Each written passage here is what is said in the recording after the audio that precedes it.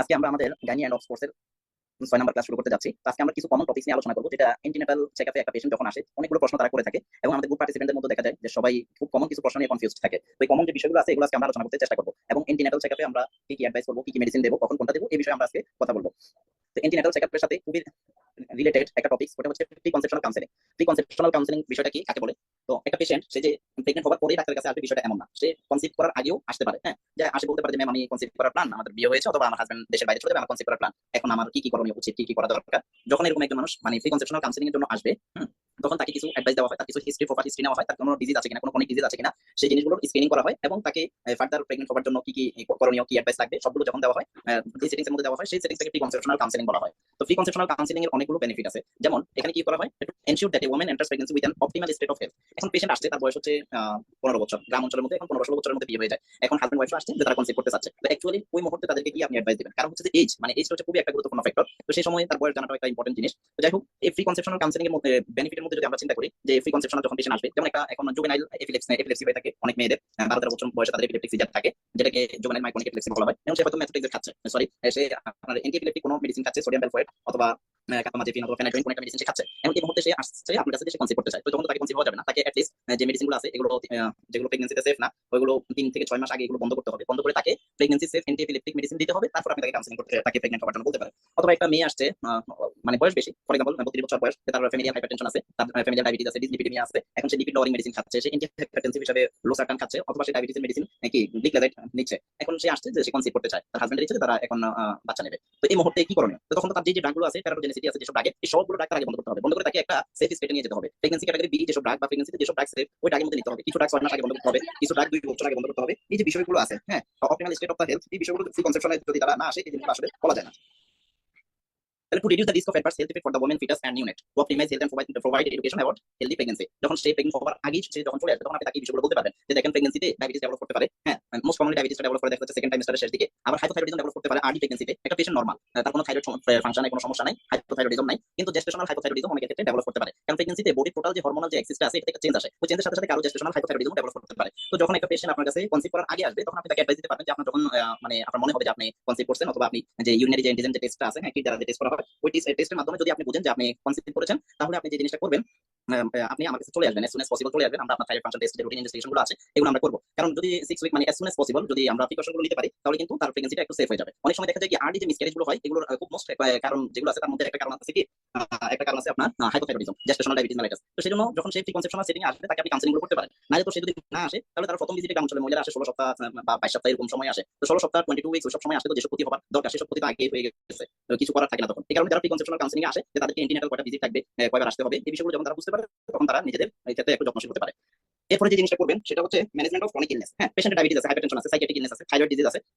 এখন যদি ডিজিজ থাকে, তাহলে তো সে যদি কনসিভ হয়, সেটা ডায়াবেটিসটা কন্ট্রোলে আনতে হবে, প্রেশারটা কন্ট্রোলে আনতে হবে, প্রেশারের ওষুধ যদি সে এআরবিএস পেয়ে থাকে মানে লোসারটা, সেটাকে সুইচ করে লেভিটারলে আনতে হবে। হ্যাঁ, সাইকিয়াট্রিক ইলনেস যেটা আছে এটাকে ম্যানেজ করতে হবে, থাইরয়েড ডিজিজ থাইরয়েডটাকে ইউথাইরয়েড আনতে হবে। এরপরে তার ইমিউনাইজেশন স্ট্যাটাস কেমন, এটা আপনি একটু দেখতে হবে, কারণ যে প্রেগন্যান্সিতে তার যদি কোনো লাইভ ভ্যাকসিন দেওয়া লাগে, যেমন এমএমআর, মিজেলস, মাম্পস, রুবেলা, এই ভ্যাকসিনগুলো যত লাইভ ভ্যাকসিন আছে এগুলো সবগুলো প্রেগন্যান্সিতে কন্ট্রাইন্ডিকেটেড। ইয়েলো ফিভার ভ্যাকসিন এগুলো প্রেগন্যান্সিতে কন্ট্রাইন্ডিকেটেড। তো লাইভ ভ্যাকসিন যেগুলো আছে, যদি তার কোনো ভ্যাকসিনের ইন্ডিকেশন থাকে, সেটা সে প্রেগনেন্ট হওয়ার আগেই কমপ্লিট করে নিতে হবে। সেজন্য তার ইমিউনাইজেশন স্ট্যাটাসগুলো আপনার জেনে নিতে হবে। এরপর তার স্ক্রিনিং ফর এসটিআই, তার কোনো এসটিআই আছে কিনা, অথবা তার কোনো মানে ব্যাড হ্যাবিট আছে কিনা, অ্যালকোহল, এরপর নিকোটিন প্রোডাক্ট, অপিওয়েড এগুলো নেওয়ার কোনো অভ্যাস আছে কিনা, থাকলে এগুলো তার বন্ধ করতে হবে। এরপরে হচ্ছে যেটা ফলিক অ্যাসিড সাপ্লিমেন্টেশনটা, এটা যদিও এখন আমাদের কাছে পেশেন্টরা মানে কনসিভ করার আগে আসে না, কিন্তু ফলিক অ্যাসিডটা অ্যাকচুয়ালি মানে ওভুলেশনের আগ থেকে শুরু করা উচিত। হ্যাঁ, ওভুলেশনের আগ থেকে শুরু করা উচিত বললে মিনিমাম 1 মাস আগে থেকে, যখন প্রেগন্যান্সি প্ল্যান করবে তার 1 মাস আগে থেকে ফলিক অ্যাসিডটা, যাতে যদি বডিতে কোনো ডেফিসিয়েন্সিও থাকে সেটা যেন কারেক্ট হয়ে যায়। হ্যাঁ, এখন আমি বাচ্চা যখন আসলো, অর্গানোজেনেসিস হয় ফার্স্ট 12 উইকসে, প্রথম 12 সপ্তাহে এটাতে অর্গানোজেনেসিস হয়, বাচ্চার যে অর্গানগুলো আছে অর্গানগুলো তৈরি হয়। এখন পেশেন্ট আপনার কাছে প্রথম ভিজিটে আসছে 10 সপ্তাহের মধ্যে, এর আগে সে আসে না। ফলিক অ্যাসিডের কথা তো অনেক ডক্টরও জানে না, যারা গাইনিতে প্র্যাকটিস করে না তারা তারা জানে না, যারা গাইনিতে প্র্যাকটিস করে তারা সবাই জানে। তো এখন ফলিক অ্যাসিড তো সে নেই নাই, প্রথম 10 সপ্তাহে নেই নাই, তাহলে নিউরাল টিউবে যতটুকু ডিফেক্ট হওয়ার দরকার তা তো হয়ে গেছে। তো সেজন্য যখন প্রি কনসেপশনাল সেটিংসে একটা পেশেন্ট আসে, তখন তাকে ফলিক অ্যাসিডের গুরুত্বটা তাকে বুঝিয়ে দেওয়া যায়। আদার্স যে ভিটামিনগুলো আছে, ভিটামিন এ, বি12, ডি এন্ড আদার নিউট্রিয়েন্টস, এগুলো গুরুত্ব সম্পর্কে তাকে বোঝানো যায়। ফলিক অ্যাসিড সাপ্লিমেন্টেশনটা 12 উইকস অফ প্রেগন্যান্সি পর্যন্ত চলবে। এরপরে এটা কি করে, আমার নিউরাল টিউবের যে ডিফেক্ট এটা কমায় দেয়, নিউরাল টিউব ডিফেক্ট প্রিভেন্ট করে। এরপরে ওমেন্স থেকে সবাইকে একটু এনকারেজ করা হবে যাতে একটা নরমাল বিএমআই তে তারা ইয়া করে কনসিভ করে। খুব ওবেসিটি থাকলে তাকে প্রথমে কাউন্সিলিং করবেন যে মা আপনার এখন ওজনটা আগে কমান, যেমন তার ওজন হচ্ছে 70 কেজি বা 80 কেজি, এখন 80 কেজি বলে বিএমআই দেখা যাচ্ছে ওবেস বিএমআই। যদি ওবেস বিএমআই থাকে, ওবেস বিএমআই গুলোতে কি হয়, ওবেস বিএমআই গুলো তো মিসক্যারেজ হয়ে যায়। তো সেজন্য আপনি তাকে একটু কাউন্সিল করবেন যে আপনার কি করেন, এট লিস্ট একটু ওজনটা কমান। অথবা যদি সে ম্যানিপুলেশনে থাকে তাহলে তাকে আগে বডিতে একটু যাতে খাবার দাবারটা ঠিক মতো খায়, রেগুলার কার্বোহাইড্রেট, প্রোটিন, এরপর যে লিপিড, মানে একটা ব্যালেন্স ডায়েট মেইনটেইন করে তার বিএমআইটা মোটামুটি যাতে 23 থেকে 25 এর কাছাকাছি থাকে। হ্যাঁ, তো 24 এর উপরে একটু বেশি, মানে যাতে কি লেভেলে থাকে। খুব ওবেস যারা তাদেরকে আমরা কমায় 25 আনবো, আর যারা খুবই আন্ডার নিউট্রিশনে আছে তাদের বিএমআই 19 20 তাদেরকে আমরা বাড়িয়ে একটু 23 আনবো। এরকম একটা লেভেলের মধ্যে এনে তারপরে তাকে কনসিভ করতে বলবো। এই জিনিসগুলো খুবই গুরুত্বপূর্ণ। দেখা যাচ্ছে গ্রাম অঞ্চলের মধ্যে বাচ্চা মানুষ ক্লাস 8 এ পড়ে, মেয়েটা তার বিয়ে হয়ে গেল, এখন সে হাজবেন্ড নিয়ে আসছে, হাজবেন্ড বিদেশ চলে যাবে, তার বাচ্চা নিতে চায়, বাচ্চা নিলে তুমি বিদেশ চলে যাবে, এত ছোট বাচ্চা বিয়ে করলা, তাহলে তো তাকে এই জিনিসগুলো বুঝাতে হবে, কাউন্সেলিং করতে হবে, প্রয়োজনে কিছু নেগেটিভ কাউন্সেলিং, যে আপনি বাচ্চাটা আরো পরে নেন, 18 বছর বয়সে নেন। হ্যাঁ, এই যে টিনেজ প্রেগন্যান্সি বা অ্যাডোলেসেন্ট যে প্রেগন্যান্সি গুলো আছে, যে প্রেগন্যান্সি গুলো 15 থেকে মানে 18 বছরের কম সময়ের মধ্যে হয়, এগুলোতে দেখা যাচ্ছে অনেকগুলো maternal complication, fetal complication, maternal morbidity, এরপরে হচ্ছে অনেক কমপ্লিকেশন ডেভেলপ, প্রলং লেবার, অনেক কিছু ডেভেলপ করে। তো সেজন্য আপনি বলবেন যে এই বয়সে যদি আপনি বাচ্চা নেন, এটা আপনার স্ত্রীর জন্য ক্ষতি, আপনার বাচ্চার জন্য ক্ষতি। এখনকার মানুষগুলো স্ত্রীর দিকে তাকায় না। হ্যাঁ, স্ত্রীর প্রতি তারা এটা কোনোভাবে করবে, মানে একটু স্বার্থপর মানুষ যতটুকু দেখলাম, যে বলবে যে না স্ত্রীর ক্ষতি হবে না, আর এরকম আমাদের আগের যুগে এরকম 1300 বছরে বাচ্চা হইতো, তো তখন তাদেরকে বলবেন যে না আপনার স্ত্রীর ক্ষতি কতটুকু হবে না হবে এটা বলা যায় না, তবে আপনার বাচ্চাটা হবে একটু বোকা টাইপের, যদিও বাচ্চা হয় আপনার, তার মেন্টাল রিটার্ডেশন হবে, হ্যাঁ, তার মানসিক যে বুদ্ধিটা আছে সেটা হবে না, এটা আপনি একটু কাউন্সেলিং করে দিবেন। কারণ হচ্ছে যে তার মায়ের গায়ে তো পর্যাপ্ত পুষ্টি নেই, বাচ্চাটা পর্যাপ্ত নিউট্রিয়েন্টস পাবে না, এবং বাচ্চাটার যে গ্রোথ হবে, বাচ্চাটার যে মানসিক যেটা হবে, এটা একটু মানে নর্মাল বাচ্চার মতো হবে না, বাচ্চাটা বুদ্ধি প্রতিবন্ধী হতে পারে, অথবা বুদ্ধি শুদ্ধি কম হতে পারে, অল্প মেধাবী হতে পারে। এই ধরনের কিছু কাউন্সেলিং বাচ্চার ক্ষেত্রে করে দেবেন। এই যারা 15 বছর বয়সে বা 14 বছর বয়সে যেসব মেয়েগুলো হাজবেন্ড বা ফ্যামিলি তাদের বাচ্চা নেওয়ার জন্য কাউন্সেলিং করতে আসে। হ্যাঁ, এরপর প্রিকনসেপশনাল কাউন্সেলিং আর কি জিনিস হতে পারে, রিস্ক অফ ইনহেরিটেবল ডিজিজ, যেমন থ্যালাসেমিয়া, সিস্টিক ফাইব্রোসিস, এই যে ডিজিজগুলো আছে এগুলো কিন্তু আপনার কি করা যায়, তার ফ্যামিলি হিস্ট্রি নিয়ে, ফ্যামিলি কারো থ্যালাসেমিয়া আছে কিনা, তার থ্যালাসেমিয়া মাইনর আছে কিনা, অথবা যদি তার থ্যালাসেমিয়া থাকে, হাজবেন্ডের যদি থ্যালাসেমিয়া থাকে, দুজনের যদি থ্যালাসেমিয়া মাইনর ক্যারিয়ার হয়, তাহলে তাদের ক্ষেত্রে মানে কি কি রিস্ক ফ্যাক্টর ভবিষ্যতে ডেভেলপ করতে পারে, এরপরে তাদের অ্যানোমালি স্কিন লাগতে পারে কিনা, অথবা আরো কি কি জিনিস লাগতে পারে যে স্পেশালিস্টের সুপারভিশনে থাকা লাগতে পারে কিনা, এই জিনিসগুলো একটু ক্লিয়ারলি বোঝা যাবে। এখন আমরা কয়েকটা সিনারিও দেখবো। 15 বছরের টিনেজ গার্ল হাজবেন্ড সবার প্রেগন্যান্সি প্ল্যানের জন্য। হ্যাঁ, এখন আপনি তাকে কি বলবেন, counsel them to wait for at least 18 বছর বয়স পর্যন্ত তাদেরকে অপেক্ষা করতে বলেন। অ্যাডোলেসেন্ট মাদার যাদের বয়স 10 থেকে 19, এগুলো অনেক হাই রিস্ক অফ একলামসিয়া, তাদের একলামসিয়া হতে পারে, এরপরে বাচ্চা ডেলিভারির পরে দেখা যায় তাদের এন্ডোমেট্রাইটিস ডেভেলপ করে, সিস্টেমিক ইনফেকশন ডেভেলপ করে, সেজন্য এটা খুবই বেশি, ইনসিডেন্ট গুলো খুবই বেশি। এমনি হেলদি বাচ্চা হওয়ার জন্য খুব হেলদি বয়সটা হচ্ছে 18 থেকে 35, এই বয়সের মধ্যে একটা মা যত যে পরিমাণ হেলদি বেবি জন্ম দিতে পারে, এর আগে এবং এর পরে সেখানে মধ্যে একটু রিস্ক থাকে। টিনেজ প্রেগন্যান্সিতে কি কি হ্যাজার্ড হতে পারে, এই যে higher rate of morbidity, mortality, হ্যাঁ, এরপরে সোশিও ইকোনমিক ডিসঅ্যাডভান্টেজ হতে পারে, হেলথ কমপ্লিকেশন হতে পারে, মেডিকেল কমপ্লিকেশন হতে পারে, এরপরে বাচ্চা মা দুজনে মেল নিউট্রিশনে থাকতে পারে, বাচ্চাটা এলবিডব্লিউ বেবি হয়। এলবিডব্লিউ বেবি গুলো যেগুলো মানে এলবিডব্লিউ থাকে, এগুলো পরবর্তীতে দেখা যাচ্ছে early onset of neonatal sepsis তাদের ডেভেলপ করে, এরপরে অনেকের নিউনেটাল অ্যাসফাক্সিয়া ডেভেলপ করে। হ্যাঁ, ইনফ্যান্ট ডেথ, ব্লাইন্ডনেস, ডিফনেস, এই সবগুলো অ্যাডোলেসেন্ট প্রেগন্যান্সিতে হয়ে থাকে। অ্যাডোলেসেন্ট প্রেগন্যান্সিতে যদিও মানে গাইডলাইন বা WHO 15 থেকে 19 বলে, কিন্তু আমরা দেখলাম যে আমাদের দেশে 18 বছর পরে প্রেগন্যান্ট হলে সেটা কিন্তু হেলদি বেবি জন্ম দিতে পারে, তো সেজন্য আমরা 18 কম জিনিসটা বলে থাকি আর কি। হ্যাঁ, এরপরে combination of biologic and social factor, psycho social problem হতে পারে, নিউট্রিশনাল এনিমিয়া ডেভেলপ করতে পারে, অনেক সময় কি হয় স্পন্টেনিয়াস অ্যাবর্শন হয়ে যায়। আর সিজারিয়ান সেকশনের রেটটা এদের ক্ষেত্রে বেশি, অল্প বয়স যারা তাদের অ্যাডোলেসেন্ট প্রেগন্যান্সিতে সিজারিয়ান সেকশনের রেটটা অনেক বেশি। এখন আমরা একটা সিনারিও দেখি, প্রিকনসেপশনাল সিরিজে Zaheda 33 years old woman diagnosed case of rheumatoid arthritis. তার আগে থেকে রিউমাটয়েড আর্থ্রাইটিস আছে, বংশগত মায়ের ছিল না ছিল, এবং তার রিউমাটয়েড আর্থ্রাইটিস, তার টাইপ 2 ডায়াবেটিস আছে, তার ডায়াবেটিস আপনি নিলেন। প্রিকনসেপশনে যখন একটা মহিলা আসবে, আপনি তার টোটাল যে আপনার কি রোগ, মানে আপনার কি হাইপারটেনশন আছে কিনা, আপনার ডায়াবেটিস আছে কিনা, আপনার রিউমাটয়েড আর্থ্রাইটিস আছে কিনা, আপনার বংশের মধ্যে কারো হাই প্রেশার, ডায়াবেটিস এগুলো আছে কিনা, এই সবগুলো হিস্ট্রি আপনি এলাবোরেটলি নিয়ে নেবেন। আপনি কোনো ড্রাগ খান কিনা, আপনার কোনো ক্রনিক কোনো অসুস্থতা, দীর্ঘদিন যাবত কোনো অসুস্থতা আছে কিনা, ওই অসুস্থতার জন্য আপনি কোনো ড্রাগ খান কিনা, এরপরে পেশেন্টকে আপনি একটু মানে জেনারেল এক্সামিনেশন করে দেখবেন পেশেন্টের এনিমিয়া আছে কিনা, জন্ডিস আছে কিনা, হ্যাঁ, পেশেন্টের অ্যাবডোমেনের মধ্যে কোনো ফিলিয়াস কোনো সিজার বা স্ক্যার মার্ক আছে কিনা, যদি পেশেন্টের এনিমিয়া থাকে আপনি এনিমিয়াটা কারেক্ট করবেন, জন্ডিস থাকে কারেক্ট করবেন, তার আপনি হিস্ট্রিটা নেন, তার সে ডিওয়ার্মিং হয়েছে কিনা। হ্যাঁ, কারণ প্রেগন্যান্সিতে ফার্স্ট ট্রাইমেস্টারে কোনো ডিওয়ার্মিং এজেন্ট দেওয়া যায় না, মেবেন্ডাজল বলেন, এলবেন্ডাজল বলেন, কোনোটাই ফার্স্ট ট্রাইমেস্টারে দেওয়া যায় না। তাই সে যদি আগে আসে তাহলে তার আগে যে জিনিসগুলো আছে পেশেন্টের হয়তো দেখা গেল যে তার এখন টিনিয়া আছে, পুরো বডিতে তার টিনিয়া, এখন তার সেখানে সিস্টেমিক ড্রাগ থেরাপি লাগতে পারে, কার্বেনাফিন অথবা ইটাকোনাজল, তার পুরো বডিতে অনেক বেশি পরিমাণ ফাঙ্গাল ইনফেকশন, তার ইনফেকশনগুলো আগে ট্রিট করেন, মানে যেটার মধ্যে কিছু লং টার্ম মেডিসিন লাগবে, যেটা প্রেগন্যান্সি ফার্স্ট ট্রাইমেস্টারকেও টাচ করবে। যদি এরকম কোনো ডিজিজ তার থাকে, সেগুলো আপনার চিকিৎসা করে তারপরে আপনি তাকে কাউন্সেলিং করবেন প্রেগন্যান্ট হওয়ার জন্য। যেমন আপনার কাছে পেশেন্ট আসছে, তার হাজবেন্ড বাড়িতে থাকবে 15 দিন, এখন পেশেন্টের যে সমস্যাটা সেটা হচ্ছে পেশেন্টের পুরো শরীরে এক্সপেন্সিভ টিনিয়া, এক্সপেন্সিভ টিনিয়াতে তার ট্রিটমেন্ট নিতে হবে কম্বিনেশন থেরাপি, ইটাকোনাজল এবং কার্বেনাফিন দুইটাই। কার্বেনাফিন রেসপন্স করবে না করবে আপনি জানেন না, কিন্তু আপনার কাছে এটা ইন্ডিকেশন হচ্ছে যে তার কম্বাইন থেরাপি লাগতে পারে, তখন সেক্ষেত্রে আপনি তাকে কনসিভ করতে বললে হবে না, কারণ তার একটু লং টার্ম ট্রিটমেন্ট লাগবে, নাহলে সে এটা এই বার্ডেনটা নিয়ে তো সে প্রেগন্যান্সি কন্টিনিউ করতে পারবে না। এরপরে ধরেন এই পেশেন্ট রিউমাটয়েড আর্থ্রাইটিস, তার ডায়াগনোসিস নিয়ে জানা গেল পেশেন্টটা মেথোট্রেক্সেট খাচ্ছে, লোসার্টান খাচ্ছে, গ্লিক্লাজাইড খাচ্ছে। দেখেন মেথোট্রেক্সেট এটা প্রেগন্যান্সিতে টেরাটোজেনিসিটি আছে, লোসার্টান প্রেগন্যান্সিতে দেওয়া যাবে না, ডায়াবেটিসের গ্লিক্লাজাইড এটা প্রেগন্যান্সিতে দেওয়া যাবে না। তাহলে এখন আপনার কি করতে হবে, তার মেথোট্রেক্সেটটাকে আপনার সুইচ করতে হবে সালফাসালাজিন, লোসার্টানটাকে সুইচ করতে হবে লেবেটাললে, গ্লিক্লাজাইডটাকে সুইচ করতে হবে কোথায়, মানে সেফ একটা অ্যান্টিডায়াবেটিক ড্রাগ, যদি সেটা HbA1c যদি কম থাকে, এরপরে তার যদি সুগার লেভেল খুব বেশি না মাইল্ড রেঞ্জে থাকে, তাহলে মেটফর্মিন নিলেন, আর যদি বেশি থাকে তাহলে মেটফর্মিন প্লাস ইনসুলিন, এগুলোতে নিয়ে তারপরে তো যেহেতু লোসার্টান গ্লিক্লাজাইড যে ব্যক্তি মেথোট্রেক্সেট পাচ্ছে, তার লোসার্টান গ্লিক্লাজাইড খুব দ্রুত চেঞ্জ করার দরকার নেই, প্রথমে তার মেথোট্রেক্সেটটা বন্ধ করবেন এবং তাকে বলবেন আপনি আগামী 3 মাস কনসিভ হতে পারবেন না। আপনার যদি বাচ্চা নেওয়ার প্ল্যান থাকে আপনি 3 মাস পরে নেন, কারণ মেথোট্রেক্সেট বডি থেকে টোটালি ফুলি রিমুভ হতে প্রায় 1 থেকে 3 মাস সময় লেগে যায়। তো সতর্কবশত 3 মাস, কোনো গাইডলাইন 6 মাসের কথাও বলে থাকে। তাহলে counsel have to switch methotrexate to sulfasalazine and delay conceive minimum 6 month, এতে 6 মাসের কথা বলা আছে মেথোট্রেক্সেটের পরে। এরপরে control diabetes mellitus before conceive, hypertension আপনি কন্ট্রোল করে তারপরে সে নেক্সট স্টেজে যাবে। Before conceive switch losartan to labetalol and gliclazide to metformin plus minus insulin, যেটা মেটফর্মিন এটা সাথে ইনসুলিন লাগতে পারে নাও লাগতে পারে। আর 3 মাস আগে থেকে এই পেশেন্টের ক্ষেত্রে আপনি ফলিক অ্যাসিড শুরু করে দেন, কারণ পেশেন্ট আবার ফলো আসবে না আসবে জানা যায় না, কারণ যখন আসছে তখন থেকে ফলিক অ্যাসিড শুরু করে দিতে পারেন লো ডোজে 5 মিলিগ্রাম, তেমন একটা ক্ষতি নেই। এখন আসেন প্রিনেটাল কাউন্সিলিং সেটিং এ পেশেন্টকে আপনি কিছু পরীক্ষা নিরীক্ষা করবেন যে কি কি পরীক্ষাগুলো দিবেন এবং আপনি সেখান থেকে কি কি এক্সপেক্ট করবেন। আপনি তার সিবিসিটা করবেন, সিবিসিটা করে আপনি দেখেন যে তার এনিমিয়া লেভেলটা কেমন, হ্যাঁ বডিতে কোনো ক্রনিক কোনো ইনফেকশন আছে কিনা, এমসিডি এমসিএইচ এমসিএইচ সবগুলো আপনি দেখেন, ডাব্লিউবিসি কাউন্টটা দেখেন, হিমোগ্লোবিন লেভেলটা দেখেন, এটা সিবিসি করেন। ব্লাড গ্লুকোজ করে দেখেন তার কোনো ডায়াবেটিস আছে কিনা, কারণ অনেকে সাইলেন্ট ডায়াবেটিস থাকে সে জানেও না। ব্লাড গ্লুকোজ আপনি করে দেখেন, থাইরয়েড ফাংশন টেস্ট আপনি করে দেখেন, হ্যাঁ বিডিআর করেন, ব্লাড গ্রুপিং আর আরএস টাইপিংটা করে দেখেন। আর তার কোনো inheritable common genetic or infectious disease আছে কিনা, থ্যালাসেমিয়া সিকেল সেল ডিজিজ, এগুলো সবগুলোর জন্য হিমোগ্লোবিন ইলেক্ট্রোফোরেসিস করলে চলে। এটা হচ্ছে প্লাস মাইনাস, গ্রাম অঞ্চলে হিমোগ্লোবিন ইলেক্ট্রোফোরেসিস থাকে না, কিন্তু বাকি যে টেস্টগুলো আছে এগুলো আপনি একটু করে নেন। Other test related to high risk pregnancy, high risk pregnancy যে রিলেটেড যেগুলো আছে ওটা আমরা পরবর্তী ক্লাসে আলোচনা করব। হাই রিস্ক প্রেগন্যান্সি মানে যাদের আগে কয়েকটা বাচ্চা মারা গেছে, আইইউডি ইন্টারইউটেরাইন ডেথ হয়েছে, অথবা আইইউটিআর ইন্টারইউটেরাইন গ্রোথ রিটার্ডেশন, অথবা তার প্রিভিয়াস অনেকগুলো মিসক্যারেজ, হ্যাঁ যদি এরকম তার হিস্ট্রি থাকে তখন তাদের ক্ষেত্রে হাই রিস্ক প্রেগন্যান্সি যেসব ইয়েগুলো আছে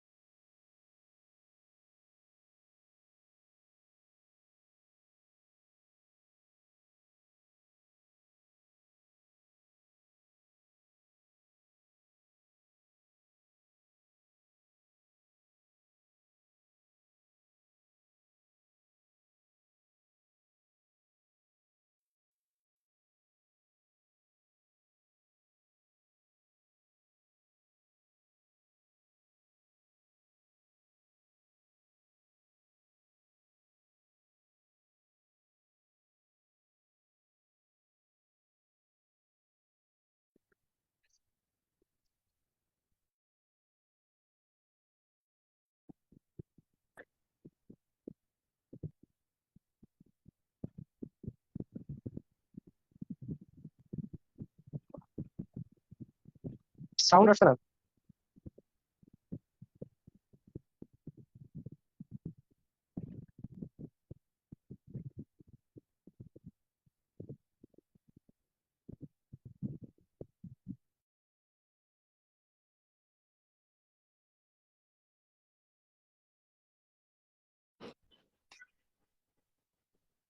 আপনি কি কথা শুনতে পাচ্ছেন? আমার কথা কি শোনা যাচ্ছে? একটু রেসপন্স করেন।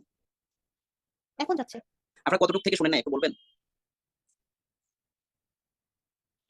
এই সাইডে শুরু থেকেই শোনা যায়নি। এন্টিনাটাল কেয়ারের শুরু থেকে শোনা যায় নাই না? না।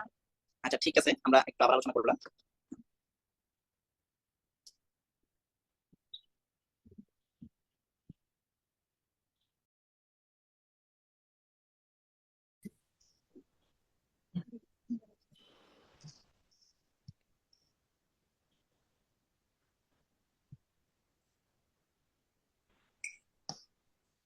তো আমরা আলোচনা করতেছিলাম যখন প্রি কনসেপশনাল সেটিংস এ একটা প্রেগনেন্ট একটা ফিমেল সে তার প্রেগন্যান্সি নিয়ে একটু জানতে পারলো যে তাকে কি কি প্রিকশন নিতে হবে, কিভাবে প্রেগনেন্ট হতে হবে। এরপরে সে বাসায় প্রেগন্যান্সি প্ল্যান করতেছে, হঠাৎ করে সে দেখলো যে তার 30 তারিখে, মাসের 30 তারিখে তার পিরিয়ড হবার কথা, কিন্তু পিরিয়ড হচ্ছে না। এখন পিরিয়ড না হওয়াতে সে কি করলো, সে বাসাতে একটা প্রেগন্যান্সি কিট দ্বারা টেস্ট করলো। হ্যাঁ প্রেগন্যান্সি কিট গুলো বাজারে পাওয়া যায়। তো এই কিট গুলো দ্বারা সে টেস্ট করে তার কাছে মনে হলো যে তার প্রেগন্যান্সি পজিটিভ। তখন সে হসপিটালে আসলো, আস্তে আস্তে দেখে গেলো 5th week or 6th week হয়ে গেল। তখন তাকে আপনি একটু কনফার্ম করতে হবে, কারণ সে তার যে ইউরিনারি প্রেগন্যান্সি টেস্ট যেটা করছে বা ইউরিন দিয়ে যে টেস্টটা সে করছে ওটার উপর সে নিজে আস্থা রাখতে পারে না। হ্যাঁ কারণ ওটা অনেক সময় ফলস পজিটিভও হয়। তো সেজন্য আপনাকে যেটা করতে, ফলস পজিটিভও হয় ফলস নেগেটিভও হয়। দেখা যাচ্ছে সে যখন টেস্ট করছে তখন তার এইচসিজি লেভেলটা একটু কম ছিল, ওই অবস্থায় টেস্ট করছে, সেটা ডিটেক্ট হয় নাই, ইউরিনারি কিটে ডিটেক্ট হয় নাই, প্রেগন্যান্সি কিটে সেটা ডিটেক্ট হয় নাই। তখন পেশেন্টটা কোথায় আসলো, হসপিটালে আসলো আপনার কাছে। তখন আপনি তাকে একটু কনফার্ম করবেন, কনফার্মের জন্য আপনি তার একটা আল্ট্রাসোনোগ্রাম করতে পারেন এবং এটা বিটা এইচসিজি ব্লাড টেস্ট দিতে পারেন, দিয়ে একটু কনফার্ম করতে পারেন। হ্যাঁ এটা জাস্ট তার প্রেগন্যান্সি কনফার্মেশনের জন্য। তো এন্টিনাটাল কেয়ারের উদ্দেশ্য কিন্তু প্রেগন্যান্সি কনফার্মেশন না। এন্টিনাটাল কেয়ারের উদ্দেশ্য হচ্ছে প্রেগন্যান্সি যখন কনফার্ম হয়ে গেল, এরপরে পেশেন্ট আপনার কাছে যখন আসবে তখন আপনি সিস্টেমিক সুপারভিশন, তাকে কিছু এক্সামিনেশন করবেন, কিছু হিস্ট্রি নেবেন, এবং ওভারঅল তার প্রেগন্যান্সি পিরিয়ডের জন্য আপনি তাকে একটা রুটিন দিয়ে দিলেন। হ্যাঁ যে সে কিভাবে চলবে, সবকিছু আপনি বলে দেওয়া, এটাই হচ্ছে এন্টিনেটাল কেয়ার। এন্টিনেটাল কেয়ারের যদি আমরা কম্পোনেন্ট গুলো দেখি, এর মধ্যে ফার্স্ট যেটা আছে সেটা হচ্ছে careful history taking and examination. তার জেনারেল এক্সামিনেশন এবং অবস্টেট্রিক্যাল এক্সামিনেশনটা করতে হবে। তার কিছু একবারে খুবই প্রয়োজনীয় কিছু ইনভেস্টিগেশন দিতে হবে, যে ইনভেস্টিগেশন গুলো অবশ্যই তার জন্য দরকার। এই ইনভেস্টিগেশন গুলো দিতে হবে, 7-8টা ইনভেস্টিগেশন আছে, আমরা পরে দেখাচ্ছি। এরপরে তাকে কিছু অ্যাডভাইস দিতে হবে। হ্যাঁ, তো আমাদের এন্টিনেটাল কেয়ারের গুরুত্বটা কি? গুরুত্বটা হচ্ছে যাতে করে আমরা ম্যাটারনাল এন্ড ফিটাল মর্টালিটি মরবিডিটিটা যেন কমানো যায়, সেটাই হচ্ছে এন্টিনেটাল কেয়ার থেকে উদ্দেশ্য। এখন এন্টিনেটাল কেয়ারের মধ্যে কি কি হয়, হাই রিস্ক যে কেসগুলো আছে সেগুলো একটু আপনি আলাদা করে ফেলতে পারবেন, যে কোন কোন কেসগুলো একটু হাই রিস্ক। যেমন আপনি এন্টিনেটাল কেয়ারে যখন তাকে সিবিসি দিলেন, এখন সিবিসি দ্বারা দেখলেন তার হিমোগ্লোবিনটা হলো 7 গ্রাম/dl, তাহলে সেই এনিমিয়ার মধ্যে আছে, প্রায় সিভিয়ার এনিমিয়ার দিকে পেশেন্টটা চলে যাচ্ছে, তার মানে পেশেন্টটা হাই রিস্কের মধ্যে আছে। যদি এনিমিয়া হয় সেটা ডিটেক্ট হয়ে যাচ্ছে আপনার এন্টিনেটাল কেয়ার এন্টিনেটাল চেকআপের মধ্যে। আপনি তাকে আরবিএস দিয়েছিলেন, এখন আরবিএস দিলে এটাও কিন্তু তার আরবিএস এর মাধ্যমে ডায়াবেটিস আছে কি নাই সেটা ডিটেক্ট হয়ে যাচ্ছে। ডায়াবেটিস থাকলে সে হাই রিস্ক গ্রুপে চলে যাচ্ছে। এরপরে পেশেন্টের আপনি ব্লাড গ্রুপিং করলেন, ব্লাড গ্রুপ করে দেখলেন যে তার ও নেগেটিভ, তাহলে ও নেগেটিভ বলে তার জন্য আপনার কিছু স্পেশাল প্রিকশন নিতে হবে, সেই জিনিসটা আপনি বুঝতে পারতেছেন। এরপরে ইন্ট্রাইউটেরাইন গ্রোথ রিটার্ডেশনের কোনো সম্ভাবনা আছে কিনা সেগুলো আপনি ডিটেক্ট করতে পারবেন। হ্যাঁ, এরপরে ইন্ট্রাইউটেরাইন ডেথ হলে সেটাও বোঝা যাবে। এন্টিনেটাল চেকআপে যদি সে রেগুলার আসে, যে হঠাৎ একদিন সে তার কাছে মনে হচ্ছে বাচ্চার নাড়াচাড়া কমে যাচ্ছে, এখন বাচ্চার নাড়াচাড়া কমে যাচ্ছে, সে বাসায় বসে আছে কিন্তু সে জানে না বাচ্চার নাড়াচাড়া কমে যাওয়া মানে বাচ্চাটা আর হেলদি না। একটা হেলদি বেবি, একটা পেশেন্ট যখন আপনার কাছে আসবে, আপনি জিজ্ঞেস করেন আপনি কেমন আছেন, আপনার বাবু কেমন আছে, মৌলি একটু যদি সে একটু ক্লেভার হলে সে বলবে বাবু ভালো আছে। কিভাবে ভালো আছে বুঝবেন? সে বলবে সে নিয়মিত নাড়াচাড়া করে। একটা হেলদি বেবি সকাল 8টা থেকে 20 উইকস পরে এগুলো বোঝা যায়। সে যদি দিনে, মানে দিনের যে টাইমটা আছে ওখানে মিনিমাম সে 10 বার নাড়াচাড়া করে, প্রতি ঘন্টায় 1-2 বার নাড়াচাড়া করতে পারে। তো এই 10 বার পর্যন্ত একটু গণে রাখাটা ভালো। তো বাচ্চার নাড়াচাড়া যদি ঠিক থাকে, মুভমেন্ট যদি ঠিক থাকে, তার মানে বাচ্চা ভালো আছে। এখন অনেক যারা মানে প্রথমবার মা হয়, অনেকে তো জানেই না যে বাচ্চা নাড়াচাড়া করতেছে কেন, এগুলো অনেকে বোঝে না।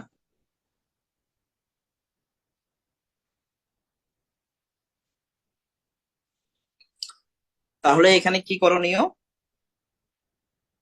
তো এইসব ক্ষেত্রে যে জিনিসটা করণীয় সেটা হচ্ছে, মানে যদি সে রেগুলার চেক আপের মধ্যে আসে তাহলে কিন্তু সে বুঝতে পারবে।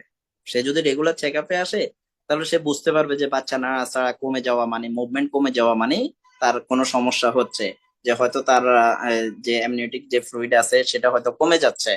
হ্যাঁ, এই জিনিসগুলো বোঝার জন্য তার ইন্টিনেটাল চেক আপে আসা দরকার। এরপর তার ফ্রি একলামশিয়া, ইউরিনারি করলো, সেখানে দেখা যাচ্ছে প্রোটিন উরিয়া, 20 উইকস পর প্রোটিন উরিয়া, সাথে তার ব্লাড প্রেশারটাও অনেক বেশি, তাহলে তার ফ্রি একলামশিয়া। এরপরে একলামশিয়া, তার কনভালশন হচ্ছে, সিভিয়ার হেডেক হচ্ছে, ব্লারিং ভিশন হচ্ছে। তাহলে এই যে বিষয়গুলো আছে এগুলো খুব আর্লি ডিটেক্ট করা যায় যদি সে রেগুলার চেক আপে আসে। এখন এন্টিনেটাল যে ভিজিটটা আছে, এই ভিজিটের অ্যাকর্ডিং টু ডাব্লিউএইচও রিকমেন্ডেশন, মানে অনেকগুলো আছে, ডাব্লিউএইচওর একটা রিকমেন্ডেশন আছে যে প্রথমে একবারে আপ টু দা 28 উইকস পর্যন্ত প্রতি 4 সপ্তাহ পর পর একবার যাবে। এরপর 28 উইকস থেকে 32 উইকস পর্যন্ত প্রতি 2 সপ্তাহ পর পর একবার। আর পরে 32 উইকস এর পরে প্রতি সপ্তাহে, 34 উইকস এর পরে প্রতি সপ্তাহে একবার। তো এইগুলো এখন এতবার মানুষ ডক্টরের কাছে যায় না। তো ও ডেভেলপিং যে কান্ট্রি গুলো আছে, ডেভেলপিং কান্ট্রি গুলোর জন্য ডাব্লিউএইচও মিনিমাম 4টা ভিজিটের কথা বলে। হ্যাঁ, ডাব্লিউএইচও রিকমেন্ডেড 4টা ভিজিট হচ্ছে। ফার্স্ট ভিজিটটা হচ্ছে অ্যারাউন্ড 16 উইকস, 16 সপ্তাহের মধ্যে, অ্যাজ সুন অ্যাজ পসিবল, মানে 16 সপ্তাহের মধ্যে যত দ্রুত সম্ভব ফার্স্ট ভিজিটটা দিবে। তো শুধু 16 সপ্তাহের মধ্যেই না, এটা চেষ্টা করবে যত দ্রুত সম্ভব। সে যদি প্রি কনসেপশনাল কাউন্সেলিং এ আসে তখন তাকে বলবেন যে আপনি প্রেগনেন্ট হওয়ার পরে যত দ্রুত সম্ভব একবার এসে ডাক্তারের সাথে যোগাযোগ করবেন, তার কি কি মেডিসিন লাগবে এগুলো আপনি তাকে একটু বুঝাই দিতে পারেন, অথবা তার কি কি সতর্কতা লাগে।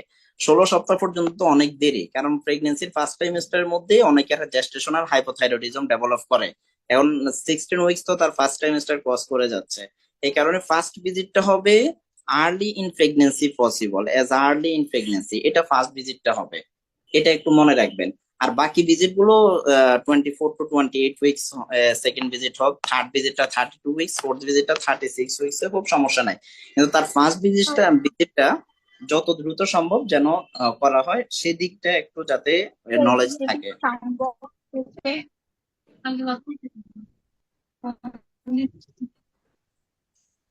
কথা বলতেছে কি? তো ব্লুটুথ হ্যাঁ ইয়েস মিউট করে নেন। চার্জ নেই।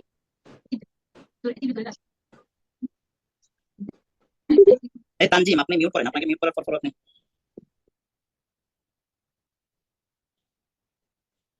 এখন আসি first antenatal checkup and advice. All womens আর encourage for first antenatal visit as soon as possible pregnancy. 6 থেকে 8 সপ্তাহের মধ্যে যেন ফার্স্ট এন্টিনেটাল চেকআপটা হয়, এই জিনিসটা থেকে সবাইকে একটু এনকারেজ করতে হবে। হ্যাঁ,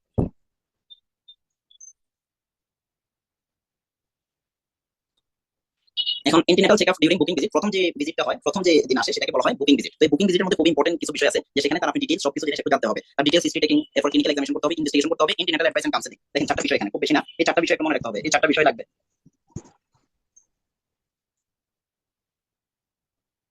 এখন হিস্ট্রি টেকিং এর মধ্যে কি কি নিতে হবে এটা একটু শুনেন। হিস্ট্রি টেকিং এর মধ্যে আমরা হিস্ট্রি টেকিং, এটা সবাই জানেন, এখানে খুব এলাবোরেটলি না, এখানে যেটা আছে বয়সটা, একদম বয়সটা জানা অনেক গুরুত্বপূর্ণ। হ্যাঁ, দেখা যাচ্ছে আসছে তার বয়স হচ্ছে 14 বছর, কিন্তু তার শাশুড়ি করবে তার বয়স হচ্ছে 19 বছর, কারণ হচ্ছে মা বাবা 18 বছরের বুয়া জন্ম নিবন্ধন মানে দিয়ে দিয়েছে, সেটা বলবে। তো সেজন্য আপনার তার সঠিক যে বয়সটা আছে এটা জানা অনেক গুরুত্বপূর্ণ। কারণ প্রেগন্যান্সি বিফোর 18 ইয়ার্স, 18 বছরের আগে আর 35 ইয়ার্স এর পরে এগুলোকে হাই রিস্ক গ্রুপের মধ্যে রাখা হয়, সেক্ষেত্রে স্পেশাল প্রিকশন লাগবে। সেজন্য তার আপনি সঠিক বয়সটা জানাটা খুবই গুরুত্বপূর্ণ। এটা হিস্ট্রি টেকিং এর মধ্যে বয়স জানাটা অনেক গুরুত্বপূর্ণ। মেডিসিনের জন্য না, বয়স হচ্ছে সে কি হাই রিস্ক গ্রুপের মধ্যে আছে নাকি সে নরমাল হেলদি সিচুয়েশনে আছে, এটা জানার জন্য তার বয়স জানাটা খুবই গুরুত্বপূর্ণ। এবার তার চিপ কমপ্লেন্টটা নেন, তার কোনো ফাস্ট ইলনেস আছে কিনা, ডায়াবেটিস, হাইপারটেনশন অথবা গাইনোকোলজিক্যাল সার্জিক্যাল কোনো ডিজিজ আছে কিনা, ফ্যামিলি হিস্ট্রিটা নিতে হবে, ফ্যামিলি হিস্ট্রি অফ হাইপারটেনশন আছে কিনা, ডায়াবেটিস আছে কিনা, হিমোগ্লোবিনোপ্যাথি আছে কিনা, থাকলে এখানেও হাজবেন্ড ওয়াইফের যদি তাদের হিমোগ্লোবিনোপ্যাথি থাকে, বাবা মা যে থ্যালাসেমিয়া মাইনর থাকে, তাহলে এক্ষেত্রে মানে ওয়াইফের একটু হিমোগ্লোবিন ইলেক্ট্রোফোরেসিসটা করে নিতে হবে, এবং হাজবেন্ডেরও হিমোগ্লোবিন ইলেক্ট্রোফোরেসিসটা করে নিতে হবে, যাতে করে বাচ্চা যদি থ্যালাসেমিয়া মেজর হয়ে থাকে সেক্ষেত্রে যাতে মানে থ্যালাসেমিয়া মেজর 20 উইকস এর আগে কিন্তু এখন ডিটেক্ট করা যায়। তো সেক্ষেত্রে যদি ইয়া থাকে, টার্মিনেশন অফ প্রেগন্যান্সি করা যেতে পারে যদি থ্যালাসেমিয়া মেজর থাকে, কারণ থ্যালাসেমিয়া মেজর একটা বাচ্চা জন্মগ্রহণ করা মানে সে তার জন্য, তার লাইফের জন্য, সোসাইটির জন্য সবকিছু একটু বাড়ে। সেজন্য তাতে 20 উইকস এর আগে যাতে ডিটেক্ট করা যায়, কারণ 20 উইকস এর পরে আবার থ্যালাসেমিয়া মেজর হলো অন্য কিছু হলো, তার টার্মিনেশন করা ওটা ইসলামিকভাবে কোনো অনুমোদন দেয় না। সেজন্য এই বিষয়টা একটু খেয়াল রাখতে হবে। অবস্টেট্রিক হিস্ট্রিটা নিতে হবে, মেনস্ট্রুয়াল হিস্ট্রিটা নিতে হবে, এই দুটো আমরা একটু এলাবোরেটলি আলোচনা করব। বাকিগুলো আপনি জিজ্ঞেস করলেন, লিখলেন বা না লিখলেন, কিন্তু এই দুটো আপনাকে অবশ্যই প্রেসক্রিপশনের মধ্যে লিখতে হবে। Personal history, treatment and diet history গুলো লিখতে হবে, তার ট্রিটমেন্ট ডায়েট হিস্ট্রি কোনো ডায়েট হিস্ট্রি আছে কিনা, থাকলে লিখবেন, না থাকলে লেখার দরকার নাই। ইমিউনাইজেশন হিস্ট্রি থাকলে লিখবেন, না থাকলে দরকার নাই। হ্যাঁ, তো অবস্টেটিক হিস্ট্রি আর মেনস্ট্রুয়াল হিস্ট্রি এই দুটো আপনাকে অবশ্যই, আইডিয়া নিয়ম তো হচ্ছে সবকিছু লেখা। এখন অনেকে দেখা যাচ্ছে মানে সবকিছু লেখার সময় পায় না, পাই হয় না, তো সেক্ষেত্রে তার অবস্টেটিক হিস্ট্রি আর মেনস্ট্রুয়াল হিস্ট্রিটা লিখতে হবে। অবস্টেটিক হিস্ট্রির মধ্যে যেটা আসবে ডিউরেশন অফ ম্যারেজ, যে ম্যারিড ফর 5 ইয়ার্স অর্থাৎ 10 ইয়ার্স, যাই হোক তার ডিউরেশন অফ ম্যারেজটা লিখবেন, তার প্যারা কত, গ্র্যাভিটা কত, হ্যাঁ, এজ অফ লাস্ট, তার মানে সর্বশেষ বাচ্চাটার বয়স কত, এলসিটা লিখবেন। হ্যাঁ, এজ অফ লাস্ট চাইল্ড এটা লিখতে হবে। এরপরে তার কোনো হিস্ট্রি অফ অ্যাবর্শন আছে কিনা, তো হিস্ট্রি অফ অ্যাবর্শন এটা প্যারার মধ্যে চলে আসে, একটু মানে সাথে প্লাস দিয়ে লেখা যায়, কিন্তু আলাদা করে লেখার গুরুত্বটা হচ্ছে যাতে করে সে হাই রিস্ক গ্রুপ, এই জিনিসটা যাতে নজরে থাকে। এখন প্যারা কি, গ্র্যাভিটা কি, এটার মধ্যে অনেকেই অনেক কনফিউশনে পড়ে যায় যে প্যারা গ্র্যাভিটা। প্যারা পি দ্বারা মনে রাখবেন previous pregnancy by on the period of viability. Viability মানে একটা বাচ্চা যখন পিরিয়ড অফ ভায়াবিলিটি, এটা এখন অ্যাকর্ডিং টু WHO গাইডলাইন এটা হচ্ছে 24 উইকস, মানে একটা বাচ্চা 24 সপ্তাহ যদি অতিক্রম করে, হ্যাঁ, জেস্টেশনাল এজ যদি 24 সপ্তাহ অতিক্রম করে, তাহলে সে বেঁচে থাকবে, তার বেঁচে থাকার কিছু সম্ভাবনা আছে, যদিও এই সম্ভাবনাটা অনলি 50%। একটা বাচ্চা 24 সপ্তাহ অতিক্রম করছে বাট শুধু 24তম সপ্তাহে, তাহলে এর বেঁচে থাকার সম্ভাবনা শুধু 50%। 25 উইকসের মধ্যে এই সম্ভাবনাটা 60%, 26 উইকের মধ্যে এই সম্ভাবনাটা হচ্ছে 70%, এরপরে 28 উইকসের মধ্যে এই সম্ভাবনাটা হচ্ছে 80%, মানে বাচ্চা বেঁচে থাকার সম্ভাবনা 80%, 28 উইকস। তো আমাদের দেশে এখন 28 উইকসটাই ধরা হয়। এখন প্যারা জিনিসটা বোঝার জন্য সহজে মনে রাখেন, যদি কারো একটা প্রেগন্যান্সি 28 সপ্তাহ অতিক্রম করে, শুধু 28 সপ্তাহ অতিক্রম করছে, 28 সপ্তাহ অতিক্রম করার পরে যদি এটা কোনো রকমে মারা যায়, বাচ্চাটা যদি মারা যায়, তখন সেটা হলো আইইউডি। অথবা সে 28 সপ্তাহ অতিক্রম করার পরে সে ডেলিভারি হয়েছে, ডেলিভারি হওয়ার পরে মারা গেছে, তখন সেটাকে বলা হয় নিউনেটাল ডেথ। হ্যাঁ, অথবা সে 1-2 বছর পরে মারা গেছে, যাই হোক, যদি 28 সপ্তাহ অতিক্রম করে তাহলে সেটাকে বলা হবে, ধরুন একটা বাচ্চা তার জন্মগ্রহণ করছে, এর আগে কোনো বাচ্চা মারা যায় না, তাহলে প্যারা 1। দুইটা বাচ্চা জন্মগ্রহণ করছে, এর আগে একটাও মারা যায় নাই, কোনোটা নষ্ট হয় নাই, কিছুই হয় নাই, তাহলে তার প্যারাটা হবে 2। হ্যাঁ, এরপর 3টা বাচ্চা জন্মগ্রহণ করছে, তাহলে তার প্যারা হচ্ছে 3। এখন ধরেন তার 2টা বাচ্চা জন্মগ্রহণ করছে, একটা বাচ্চা মায়ের পেটে মারা গেছে 28 সপ্তাহ পরে, মানে 29তম সপ্তাহের মধ্যে তার আইইউডি হয়েছে, তাহলে মহিলার বাচ্চা জীবিত আছে 2টা, এরপর তার আইইউডি হয়েছে একটা, মানে 28 সপ্তাহ পরে একটা আইইউডি হয়েছে, তাহলে তার মোট কয়টা হয়েছে 3, তাহলে এর প্যারাটা ধরা হবে 3, আর এখানে -1 দেওয়া হবে। -1 মানে একটা বেঁচে নাই, মানে একটা বেঁচে নাই, 28 সপ্তাহ পরে তার বাইবেল এজ গেছে কিন্তু সে বেঁচে নাই, ওই বেঁচে না থাকাটা -1 দ্বারা লেখা হয়, ঠিক আছে। এখন আরেকটা বিষয় এখানে আমরা বুঝি, কারণ একটা মহিলা এখন সে আপনার কাছে আসছে, প্রেগনেন্ট অবস্থায় আসছে, মহিলাটা আপনার কাছে আসছে 12 weeks pregnancy, 12 weeks of pregnancy নিয়ে ফিমেলটা আপনার কাছে আসছে, যে তার 12 সপ্তাহ প্রেগন্যান্সি। আপনি তাকে জিজ্ঞেস করেন, মা আপনার কয়টা বাচ্চা আছে, সে বললো আমার 3টা বাচ্চা আছে। দেখেন তার 3টা বাচ্চা আছে, এটা কোনো কিছু ইয়া করবেন না। আপনার কি আগে কখনো কোনো বাচ্চা মারা গেছে? সে বলবে হ্যাঁ আমার 3টা বাচ্চা আছে, একটা বাচ্চা মারা গেছে, একটা বাচ্চা মারা গেছে। কতদিনে মারা গেছে? 1 বছর বয়সে বা 2 বছর বয়সে। তাহলে তার 3টা বাচ্চা আছে, একটা মারা গেছে, তাহলে তার 28 সপ্তাহ পরে তার প্রেগন্যান্সি কয়টা হয়েছিল? 4টা, ঠিক আছে। তাহলে মারা গেছে ওটা কিন্তু 28 সপ্তাহ পরে পৃথিবীতে এসে তারপরেই তো মারা গেছে, তাই না? তাহলে তাকে প্যারা ধরা হবে 4, প্যারা 4, ঠিক আছে। এখন গ্র্যাভিটা কত? এখন গ্র্যাভিটা সে এখনো প্রেগনেন্ট অবস্থার মধ্যে আছে, তাহলে সে যদি এখন প্রেগনেন্ট আছে তাহলে তার গ্র্যাভিটা হলো 5, মানে 5th গ্র্যাভিটা, মানে সে 5মবারের মতো প্রেগনেন্ট হয়েছে, আর তার 4টা বাচ্চা পৃথিবীতে আসছে, এটা জীবিত থাকুক মৃত থাকুক সেটা প্যারা হবে, আর গ্র্যাভিটাতে হিসাব হবে তার এখন কততম প্রেগন্যান্সি, এটা গ্র্যাভিটাতে হিসাব হয়। আমরা কয়েকটা সিনারিও দিলে এটা আরো ক্লিয়ার হয়ে যাবে। দেখেন, abortion are not included in para, অ্যাবর্শনটা প্যারার মধ্যে ইনক্লুডেড না, it can be written with para by adding a plus sign, একটা প্লাস সাইন দিয়ে অ্যাবর্শনটা লেখা হয়। আর gravida total number of conception, not the babies, সে কবার প্রেগনেন্ট হয়েছে এটা গ্র্যাভিটাতে হিসাব করা হয়, ইনক্লুডিং দ্য প্রেজেন্ট ওয়ান। তাহলে প্রেজেন্ট প্রেগন্যান্সি কিন্তু রানিং প্রেগন্যান্সি প্যারার মধ্যে থাকবে না, ওটা গ্র্যাভিটার মধ্যে থাকবে। কয়েকটা সিনারিও দিই, এটা দেখে আপনারা বুঝতে যাবেন, আপনারা নিজেরা একটু মিলাতে চেষ্টা করবেন। সিনারিও এক, একটা মহিলা 3টা বাচ্চা আছে, সে এখন প্রেগনেন্ট না, তার প্যারা কত, গ্র্যাভিটা কত, সে প্রেগনেন্ট না, তাহলে তার 3টা বাচ্চা আছে। আপনি হিস্ট্রি নিলেন, আপনার কি কোনো বাচ্চা মারা গেছে না মারা যায়নি, কোনো বাচ্চা নষ্ট হয়েছে নষ্ট হয় নাই, আপনি কি এখন প্রেগনেন্ট না আমি এখন প্রেগনেন্ট না, তাহলে তার 3টা বাচ্চা আছে, তার মানে প্যারা 3 গ্র্যাভিটা 0।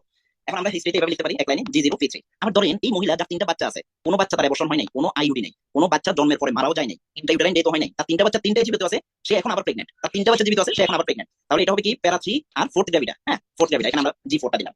তাহলে আমরা এই সিনারিও দেখেন, আরেকটা সিনারিও দেখেন, একটা মহিলা 2টা বাচ্চা জীবিত আছে, দেখেন একটা মহিলা 2টা বাচ্চা জীবিত আছে, কোনো বাচ্চা জন্মের পরে মারা যায় নাই, তবে একটা বাচ্চা মানে জন্মের পরে কোনো মারা যায়নি, 2টা বাচ্চা জীবিত আছে, কিন্তু একটা বাচ্চা 36 সপ্তাহে মারা গেছে, মানে একটা বাচ্চা আইইউডি হয়েছে, সে এখন আবার প্রেগনেন্ট, তাহলে তার প্যারা কত, গ্র্যাভিটা কত। দেখেন সে এখন 2টা বাচ্চা জীবিত আছে, মানে সে 2বার প্রেগনেন্ট হয়েছিল, একটা 36 সপ্তাহে মারা গেছে মানে আরো একবার 3বার, সে এখন আবার প্রেগনেন্ট, তার মানে 4বার, তার হলো 4th গ্র্যাভিটা, তার গ্র্যাভিটা হলো 4th।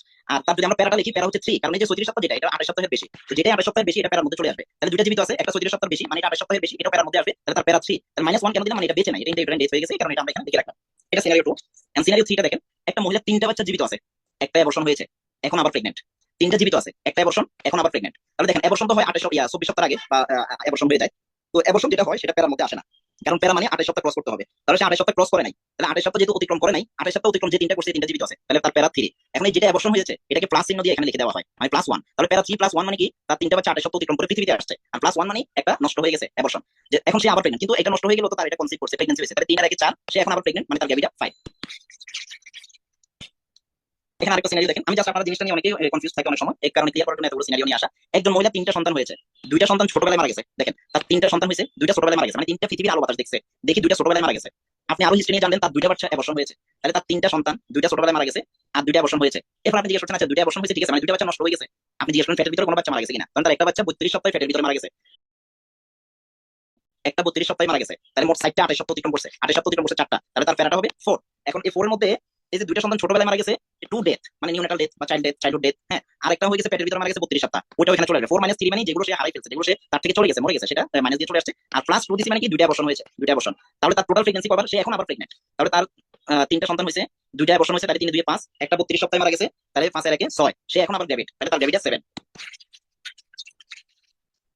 আচ্ছা, এখন আমরা একটু আগে বললাম যে অ্যাবর্শনের মধ্যে মানে 24 উইকস আর 28 উইকসটা এটা মনে রাখার জন্য, যে যদি 24 উইকস এর মধ্যে যদি কোনো বাচ্চা জন্মগ্রহণ করে, তাদের জন্মের সম্ভাবনা, তাদের বেঁচে থাকার সম্ভাবনা 40%, 25 উইকসে 50%, 26 উইকসে 60, 27 উইকসে 70%, 28 উইকসে 80%। এগুলো একটা রিসার্চ থেকে একটা মানে অনেকগুলো বাচ্চার উপর রিসার্চ করে, হ্যাঁ এনআইসিইউ সহ অনেক জায়গা থেকে রিসার্চ করে, রিসার্চের একটা সামারি এখানে দিলাম। তাহলে আমরা অবস্টেটিক হিস্ট্রিটা বুঝলাম, এখন আমরা দেখবো যে তার মেনস্ট্রুয়াল হিস্ট্রিটা কিভাবে নেওয়া হবে। মেনস্ট্রুয়াল হিস্ট্রি নেওয়াটা অনেক ইম্পর্টেন্ট। তাহলে এই মেনা তার প্রথম মানে পিরিয়ড কত বছর বয়সে শুরু হয় এটা নেবেন, মেনস্ট্রুয়াল সাইকেল যেটা রেগুলার না ইরেগুলার, এটা মেনস্ট্রুয়াল পিরিয়ড, এটা মানে কতদিন থাকে এটা একটু নেবেন, যে 5 দিন 7 দিন কতদিন, এটা এলএমপি, এই তিনটা নিয়ে না নেন, কিন্তু আপনার যখন একটা ইন্টারনেটাল চেকআপে এই দুটো জিনিস আপনার অবশ্যই লাগবে, এলএমপি। তো এলএমপি মানে আমরা যদি আমরা বলি লাস্ট মেনস্ট্রুয়াল পিরিয়ড, তো লাস্ট মেনস্ট্রুয়াল পিরিয়ড মানে পিরিয়ডের তৃতীয় দিন না, ধরেন তার পিরিয়ড হয়েছে জানুয়ারির 3 তারিখ থেকে, এখন আমাদের আজকে চলতেছে জুনের 6 তারিখ, এখন একটা পেশেন্ট আপনার কাছে আসছে, এলএমপি হিসাব করার জন্য তাকে যেটা জিজ্ঞেস করতে হবে যে আপনার লাস্ট মাসিক কত তারিখে শুরু হয়েছে, নট কত তারিখে শেষ হয়েছে, এটা না, আপনার মাসিক কত তারিখে শুরু হয়েছে, সর্বশেষ মাসিকটা আপনার কত তারিখে শুরু হয়েছে, এই জিনিসটা first day of last menstruation, এটা হচ্ছে এলএমপি। হ্যাঁ, তাহলে আপনি তার এলএমপিটা নিলেন। তাহলে এলএমপি যে পেশেন্ট প্রেগনেন্ট এটা আপনি কোনতে শিওর হলেন, ধরেন পেশেন্ট আপনার কাছে আসছে আজকে 6 তারিখে, তাহলে তার 30 তারিখে মানে মে মাসের 30 তারিখে তার পিরিয়ড হওয়ার কথা, মে মাসের 30 তারিখে তার পিরিয়ড হওয়ার কথা, তার এর আগের বার পিরিয়ড শুরু হয়েছিল মে মাসের 2 তারিখে। পেশেন্ট আপনার কাছে আজকে আসছে, আসে বলতেছে যে ম্যাম আমার মে মাসের 30 তারিখে পিরিয়ড হওয়ার কথা, কিন্তু আমার পিরিয়ড হয় নাই, আমি ইউরিন টেস্ট কিট টেস্ট করছি, আমার কাছে মনে হচ্ছে আমি কনসিভ করছি। তখন আপনি জিজ্ঞেস করবেন যে আপনার সর্বশেষ পিরিয়ড কবে শুরু হয়েছিল, কবে হয়েছিল জিজ্ঞেস করলে হবে না, জিজ্ঞেস করবেন কবে শুরু হয়েছিল। তখন মহিলা যদি বলে যে আমার মে মাসের 2 তারিখে শুরু হয়েছিল, ফর এক্সাম্পল সে বলল আমার মে মাসের 2 তারিখে, অথবা সে বলতে পারে যে আমার মে মাসের 10 তারিখে বন্ধ হয়েছে, বন্ধ হলে আপনি জিজ্ঞেস করবেন শুরু হয়েছিল কবে, সে বলল মে মাসের 2 তারিখে আমার শুরু হয়েছিল। তাহলে মে মাসের 2 তারিখে যদি তার শুরু হয়, তাহলে 02/05 2024 এই টুটা হচ্ছে তার এলএমপি।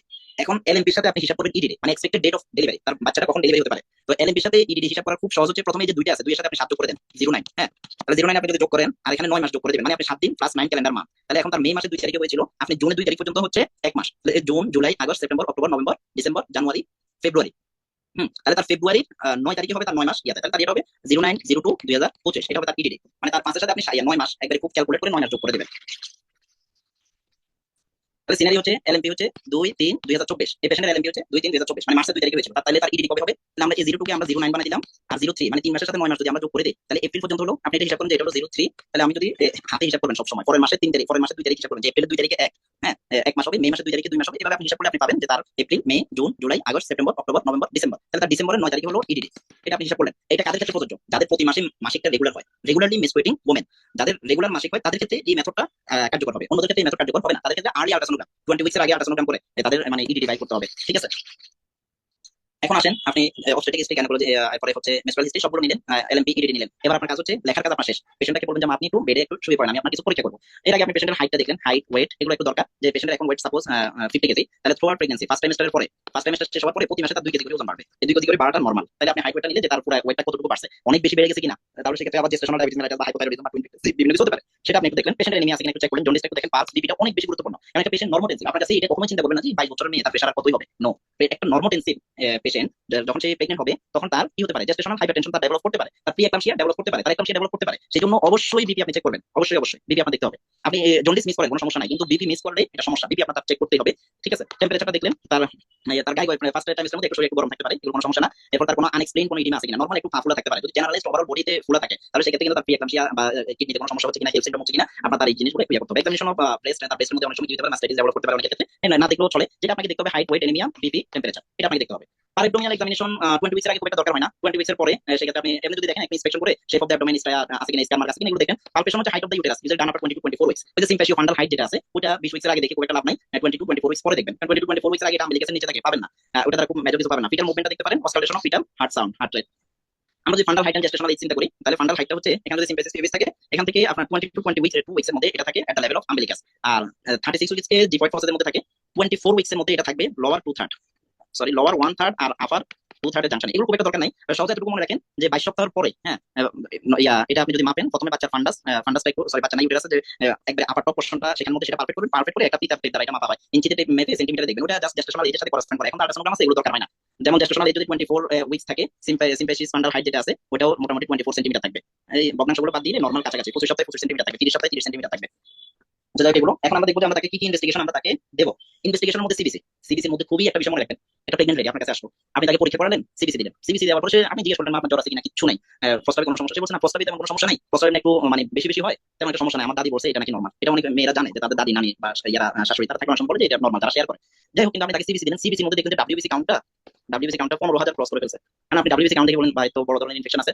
আবার ইউরিনারি দেখলেন, ইউরিনারিটা হচ্ছে টোটালি নরমাল, এখানে কোনো পার্সেন্ট নাই। হ্যাঁ, ইউরিনারি নরমাল, ডাব্লিউবিসি 15,000, পেশেন্টের ফ্রিকোয়েন্সি অফ মিচুরেশন, বারবার প্রস্রাব হয়। এখন বারবার যদি প্রস্রাব হয়, যেমন আমার রাতে প্রস্রাবের লাগি থাকবে না, অনেকবার উঠা লাগে, এটা চিন্তা করে আপনি মনে করেন তার ইউটিআই চিন্তা করে দিলেন, ইউরিনারি দিলেন, ডাব্লিউবিসি দিলেন। ইউরিনারি দেখলেন নরমাল, ডাব্লিউবিসি কাউন্ট গুলো বেড়ে, সিদ্ধান্ত নিতে পারতেছেন না কি করবেন, কারণ আপনার হয়তো জানা নাই যে এখন কি করা উচিত। তাহলে প্রথমে জেনে রাখেন যে প্রেগন্যান্সিতে দুইটা জিনিস নরমাল, একটা হচ্ছে নিউট্রোফিলিক লিপোসাইটোসিস, ডাব্লিউবিসি কাউন্ট 11,000 থেকে বেড়ে যাবে, নিউট্রোফিল কাউন্টটা 70% এর উপরে চলে যাবে। ইন প্রেগন্যান্সি এটা টোটালি নরমাল, ঠিক আছে? এটা ফিজিওলজিক্যাল রেসপন্স। আর যে তার ফ্রিকোয়েন্সি অফ মিচুরেশন ছিল সেটাও নরমাল, প্রেগন্যান্সিতে ফ্রিকোয়েন্সি অফ মিচুরেশনও নরমাল। তাহলে তার কোনো অ্যান্টিবায়োটিকের দরকার নাই, তাকে শুধু এতটুকু বলবেন যে আপনি রাতে একটু পানি কমাই খাবেন, দিনের বেলা পানি খান অসুবিধা নেই, রাতে একটু পানি কমাই খাবেন, শেষ। এখানে কোনো অ্যান্টিবায়োটিকের কোনো দরকার নাই, শুধু ডাব্লিউবিসি কাউন্ট দেখে একটা সাইলেন্ট ইনফেকশন চিন্তা করে কোনো অ্যান্টিবায়োটিক দেওয়ার দরকার নেই। এরপর আপনি তার ব্লাড গ্রুপিং এন্ড আরএইচ টাইপিংটা করে নেবেন, কারণ তার প্রেগন্যান্সিতে যে কোনো মুহূর্তে ইন্টিনেটাল হেমোরেজ শুরু হতে পারে, যে কোনো মুহূর্তে তার অ্যাবর্শন হয়ে যেতে পারে। এখন হঠাৎ করে যদি ব্লাড গ্রুপ জানা থাকে, তাহলে আপনি জানা না থাকে, হঠাৎ যখন তার দরকার হবে তখন তো কিছুই পাবেন না, তাকে আর্লি ট্রান্সফিউশনের জন্য মানে ডোনার রেডি করা কিছু সম্ভব হবে না। এখানে ব্লাড গ্রুপটা জেনে রাখবেন, আর প্রয়োজনে তাকে বলে দিবেন যে আপনার আশেপাশে পরিচিত কেউ থাকে যে তাদের ব্লাড গ্রুপ, তাদের সাথে একটু যোগাযোগ রাখবেন, পরিচয় রাখবেন। প্রেগন্যান্সি অবস্থায় যে কোনো মুহূর্তে লাগতে পারে, এমনকি ডেলিভারির সময় লাগতে পারে যদি তার সিএস লাগে। যাই হোক, তার ব্লাড গ্রুপিংটা ইম্পর্টেন্ট। সেই জন্য প্রেগন্যান্সিতে কি হতে পারে, আপনার ডেভেলপ হতে পারে, হাইপোথাইরয়েডিজম ডেভেলপ হতে পারে প্রেগন্যান্সিতে। তো সেই জন্য যেটা করবেন সেটা হচ্ছে আপনি তার টিএসএইচ থাইরয়েড ফাংশন টেস্টটা করে নিলেন, হ্যাঁ, ব্লাড গ্লুকোজটা করে নিলেন, ওজিটি করতে পারলে গোল্ড স্ট্যান্ডার্ড, ওজিটি যদি সুযোগ না থাকে এটলিস্ট তার আরবিএস এফবিএস এগুলো একটু চেক করে নেবেন।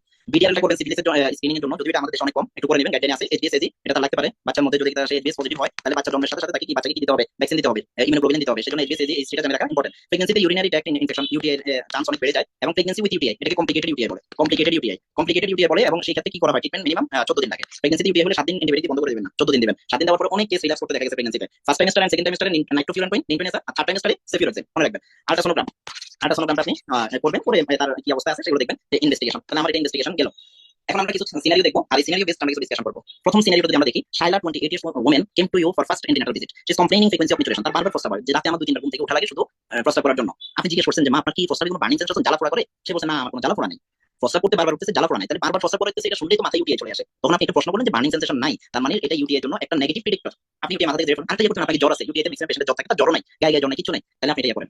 তারপর আপনি ভাবলেন যে আমি একটা ইউরিনারি করে দেখি, আপনি তাকে ইনভেস্টিগেশন দিলেন, সিবিসি দিলেন, ইউরিনারি দিলেন। এখন সিবিসির মধ্যে আপনি দেখুন ডাব্লিউবিসি কাউন্ট 14,000 এর বেশি, ইউরিনারি দেখলেন এখানে কোনো পার্সেন্ট নাই, 5-6টা পার্সেন্ট আছে, হ্যাঁ। এখন 5-6টা পার্সেন্ট যদি থাকে, এটা দিয়ে আপনি কি করবেন, এটা তো আপনার ইউটিআই দিকে যাচ্ছে না। আবার ডাব্লিউবিসি কাউন্ট 14,000 এর বেশি, আপনি পেশেন্টের ইএসআরটা দেখলেন যে তার ইএসআর নরমাল, সিআরপি দিয়েছিলেন সাথে, এখন তো সবাই সিবিসি সিআরপি ভাই বোনের মতো মনে করে দিয়ে দেয় একসাথে, সিবিসি নরমাল, ডিসিশন নিতে পারতেছেন না, কি করবেন? 14,000 ডাব্লিউবিসি কাউন্ট দেখে, তাহলে দেখেন এই 14,000 এর টেনশনটা এখানে শেষ করে ফেলেন, যে প্রেগন্যান্সি ফার্স্ট ট্রাইমেস্টারে ডাব্লিউবিসি কাউন্ট বাড়তে পারে, কোনো সমস্যা নাই, তাকে কোনো অ্যান্টিবায়োটিকের কোনো দরকার নাই, তাকে একটু কাউন্সেলিং করেন, যে এটা সবারই হয়, শুধু আপনার না, যতজন প্রেগন্যান্ট হয় তাদের সবারই হয়। কেন হয়? এখানে এই যে ব্লাডের উপর যখন মানে গোয়িং যে প্লাসেন্টাটা আছে, গোয়িং ফিটাস, বাচ্চাটা যখন বড় হবে, হ্যাঁ, তখন এই ইউটেরাসটা এটা ব্লাডের উপর একটা প্রেসার ক্রিয়েট করে, সেখানে কি হয়, বারবার হয় মিউচুয়াল মানে একটা ব্যাগ তৈরি হয়। তো সেজন্য এখানে তার ভয় পাওয়ার কোনো দরকার নাই, তাকে একটু কাউন্সেলিং করে দিবেন। এখন আমরা দেখবো কিছু কমন প্রবলেম যেটা realised in pregnancy and its management. প্রেগন্যান্সিতে কিছু সমস্যা দেখা দেয়। এই সমস্যাগুলো নিয়ে আমরা একটু যদি আলোচনা করি, প্রথম হচ্ছে ওয়েট গেইনিং ইন প্রেগন্যান্সি। প্রেগন্যান্সিতে ওয়েট গেইন হতে পারে কতটুকু? ফার্স্ট ট্রাইমেস্টারে খুব একটা হয় না, সেকেন্ড ট্রাইমেস্টারে প্রতি মাসে 2 কেজি করে আপ টু 11 কেজি পর্যন্ত ওয়েট গেইন হতে পারে। এটা নরমাল ফিজিওলজি অফ প্রেগন্যান্সি। যে তার ওজন বেড়ে যাচ্ছে, তখন পেশেন্ট যদি কিছু বলে আপনি তার একটা টিএসএস করে দেখবেন যে না আপনার হাইপোথাইরয়েডিজম কোনো সমস্যা নেই, এটা আপনার প্রেগন্যান্সিতে normal. Frequency of micturition in first trimester and third trimester are considered as normal physiology of pregnancy. First ট্রাইমেস্টারে মানে প্রথম 12 সপ্তাহ পর্যন্ত, এরপরে 28 সপ্তাহ থেকে 37 সপ্তাহ পর্যন্ত এই যে সময়টা আছে, এই সময়টার মধ্যে ফ্রিকোয়েন্সি অফ মিউচুয়েশন প্রস্রাবের পরিমাণ একটু বেড়ে যেতে পারে। তখন আপনি যেটা সময় জিজ্ঞাসা করবেন যে আপনার বার্নিং সেনসেশন আছে নাই, জ্বর আছে নাই, ইউরিন আর করলেন দেখবেন পার্সেন্ট নরমাল, তখন তার কোনো অ্যান্টিবায়োটিকের কোনো দরকার নাই, কোনো অ্যান্টিবায়োটিক দিবেন না। এখন আমরা দেখবো ব্যাক পেইন ইন প্রেগন্যান্সি। প্রেগন্যান্সিতে ব্যাক পেইনের হিস্ট্রি করে না এরকম পেশেন্টের পরিমাণ খুবই কম, ম্যাক্সিমামে ব্যাক পেইনের কমপ্লেইন করে। আমরা একটা কেস দেখি, লিজা 28 বছর বয়স, 28 years old woman, 31 weeks of pregnancy, suffering from back pain for last 3 weeks। 3 সপ্তাহ থেকে তার 31 সপ্তাহ প্রেগন্যান্সি, গত 3 সপ্তাহ থেকে তার ব্যাক পেইন হচ্ছে, তার ওজন হচ্ছে 76 KG. What are the cause of back pain for this patient and how will you manage the patient? এই পেশেন্টটার ব্যাক পেইনের কারণটা কি? তো ব্যাক পেইন আমরা প্রথমে একটা যে কারণ যদি বলি, যে বাচ্চার অনেক সময় কি হয়, বাচ্চার আমাদের ক্যালসিয়াম সাপ্লিমেন্টেশন যদি খুব অ্যাপ্রোপ্রিয়েট না থাকে, বাচ্চার যে বোনস গুলো তৈরি হবে এটা তো ক্যালসিয়াম দ্বারা তৈরি হবে। এখন যদি পেশেন্ট ক্যালসিয়াম সাপ্লিমেন্ট নিচ্ছে না, খাবার থেকে সে প্রপার সাপ্লিমেন্ট পাচ্ছে না, তখন তার কি হবে? বোন রিজর্পশন হবে। বোন রিজর্পশন মানে কি? বোন থেকে ক্যালসিয়াম বের হয়ে যাবে, বের হয়ে ব্লাডে আসবে, ওটা আবার প্লাসেন্টার মাধ্যমে বাচ্চার কাছে যাবে। তাহলে বোন রিজর্পশনের মাধ্যমে কি হতে পারে? তার ব্যাক পেইন হতে পারে। এটা একটা cause, not the main cause, এটা জাস্ট একটা কজ। আরেকটা কজ কি? এই যে বাচ্চাটা যখন বড় হচ্ছে তখন আমার কি হচ্ছে, এই যে লাম্বার ভার্টিব্রাটাতে এটাতে প্রেগন্যান্সি লর্ডোসিস হচ্ছে, ভার্টিব্রাটা সামনের দিকে চলে আসছে, এটাতে নরমাল কার্ভেচারটা আছে, কার্ভেচারটাতে একটু সমস্যা হচ্ছে। যদি আপনি দেখেন এই যে আর্লি প্রেগন্যান্সি সেটা একটা হেলদি নরমাল মানে এই যে কার্ভেচারটা আমরা যদি ধরি যে তার যে ভার্টিব্রাটা এবারে টোটাল স্টেট আছে। এরপরে এখানে আমরা যদি দেখি যে এখানে তার অ্যাবডোমিনাল গ্রোথ হচ্ছে, বাচ্চাটা বড় হচ্ছে, পেলভিক টিল্ট হচ্ছে, মানে একটু এদিকে হয়ে যাচ্ছে, এখানে আসে আরেকটু লর্ডোসিস হয়েছে, এখানে কার্ভেচারটা একবারই চেঞ্জ হয়ে গেছে, নরমাল কার্ভেচার থেকে চেঞ্জ হয়ে গেছে। তাহলে এই যে ভার্টিব্রাল বডিটা এরকম চেঞ্জ হয়ে গেল, এটা নার্ভে কম্প্রেশন করতে পারে। যদি এটা নার্ভে কম্প্রেশন হয় পায়ের দিকে, এই যে পায়ের দিকে ব্যথা করতে পারে। স্ট্রেসড উইকেন্ড মাসল, এই যে এটা মাসলগুলোকে উইক করতে পারে। একটু অ্যাবডোমিনাল যে মাসলগুলো আছে, শোল্ডারের যে মাসলগুলো আছে, এগুলোর মধ্যে কি হতে পারে? পেইন হতে পারে। কেন? এই যে এটা নরমাল ফিজিওলজি অফ প্রেগন্যান্সি, যে মানে প্রেগন্যান্ট হইতেছে, এরপরে বাচ্চা মানে বড় হচ্ছে, বড় হওয়ার সাথে সাথে আমার যে কার্ভেচারটা আছে, এই কার্ভেচারটার মধ্যে আমার স্পাইনাল কর্ড সহ ভার্টিক্যাল কলাম যেটা বলি না কেন, এখানে যে কার্ভেচার চেঞ্জ হচ্ছে, এই চেঞ্জের কারণে তার ব্যথাটা হচ্ছে। তাহলে মেকানিজমটা আপনি বুঝেন, মেকানিজম যখন আপনি বুঝবেন তখন আপনি বাচ্চা মাকে খুব সহজভাবে বোঝাতে পারবেন। তো প্রেগন্যান্সিতে ঘুমানোর উচিত হচ্ছে কিভাবে ঘুমাবে, যখন তারা একটু এক কাত হয়ে ঘুমাবে, হ্যাঁ, ডাইরেক্ট সিট হয়ে ঘুমাবে না, উপরে ঘুমাবে না, কাত হয়ে ঘুমাবে, এটা মনে রাখবেন। তাহলে cause of back pain in pregnancy, এই যে জয়েন্ট লিগামেন্টগুলো ল্যাক্সিটি হয়ে যাচ্ছে, ওয়েট গেইন, অনেক ওয়েট গেইনের কারণে হাইপার লর্ডোসিস হচ্ছে, আর সেখানে মাসেল স্পাজম হচ্ছে। এখন মাসেল স্পাজমের কারণে কি আপনি মাসেল রিল্যাক্সেশন দিতে পারবেন? প্রেগন্যান্সিতে মাসেল রিল্যাক্সেশনের কোনো দরকার নাই। মাসেল রিল্যাক্সেশন গুলো একটা সাইক্লোবেনজাপিন নামে একটা মাসেল রিল্যাক্সেশন আছে, যদিও এটা ক্যাটাগরি বি তে বলা হয়েছে, কিন্তু এফডিএ বলছে এটা না দেওয়ার কথা বলছে। ক্যাটাগরি বি বলতে ওটা কিছু এনিমেল স্টাডি করতে ক্ষতি হয় নাই, কিন্তু হিউম্যান স্টাডি ওটা কোনোভাবেই করা সম্ভব হয় নাই। সেজন্য এটা কি করতে হবে? একটু অ্যাভয়েড করতে হবে। মাসেল স্পাজমের দরকার নাই। তাহলে পেশেন্টটা রেস্টে থাকবে, excessive weight gain should be avoided. Patient রেস্টে থাকবে। যদি তার মাসেল স্পাজম হয় তাহলে সেক্ষেত্রে সে কি করবে? মেসেজ দা ব্যাক মাসেল, প্রয়োজন হলে সে ক্যালসিয়াম ভিটামিন ডি সাপ্লিমেন্ট যদি না থাকে ওটা শুরু করবে, আসে একটু প্যারাসিটামল নেবে, রেস্টে থাকবে, আর ওখানে যদি সম্ভব হয় একটু গরম সেক দিবে। আর প্রেগন্যান্ট যখন বাচ্চা ডেলিভারি হবে তখন এই কার্ভেচারটা অটোমেটিক ঠিক হয়ে যাবে। বাচ্চা মাকে বলবেন যে এটা একটু কষ্ট হতে পারে, কিন্তু এটা ডেলিভারি করে ঠিক হয়ে যাবে, আপনি একটু রেস্টে থাকেন, হাঁটাহুটা কম করেন, হাঁটাহুটা করলে হয়তো কি হবে, মানে একবারই অল টাইম রেস্টও না, আবার খুব বেশি হাঁটাহুটাও না। এই জিনিসগুলো একটু বলে দিবেন।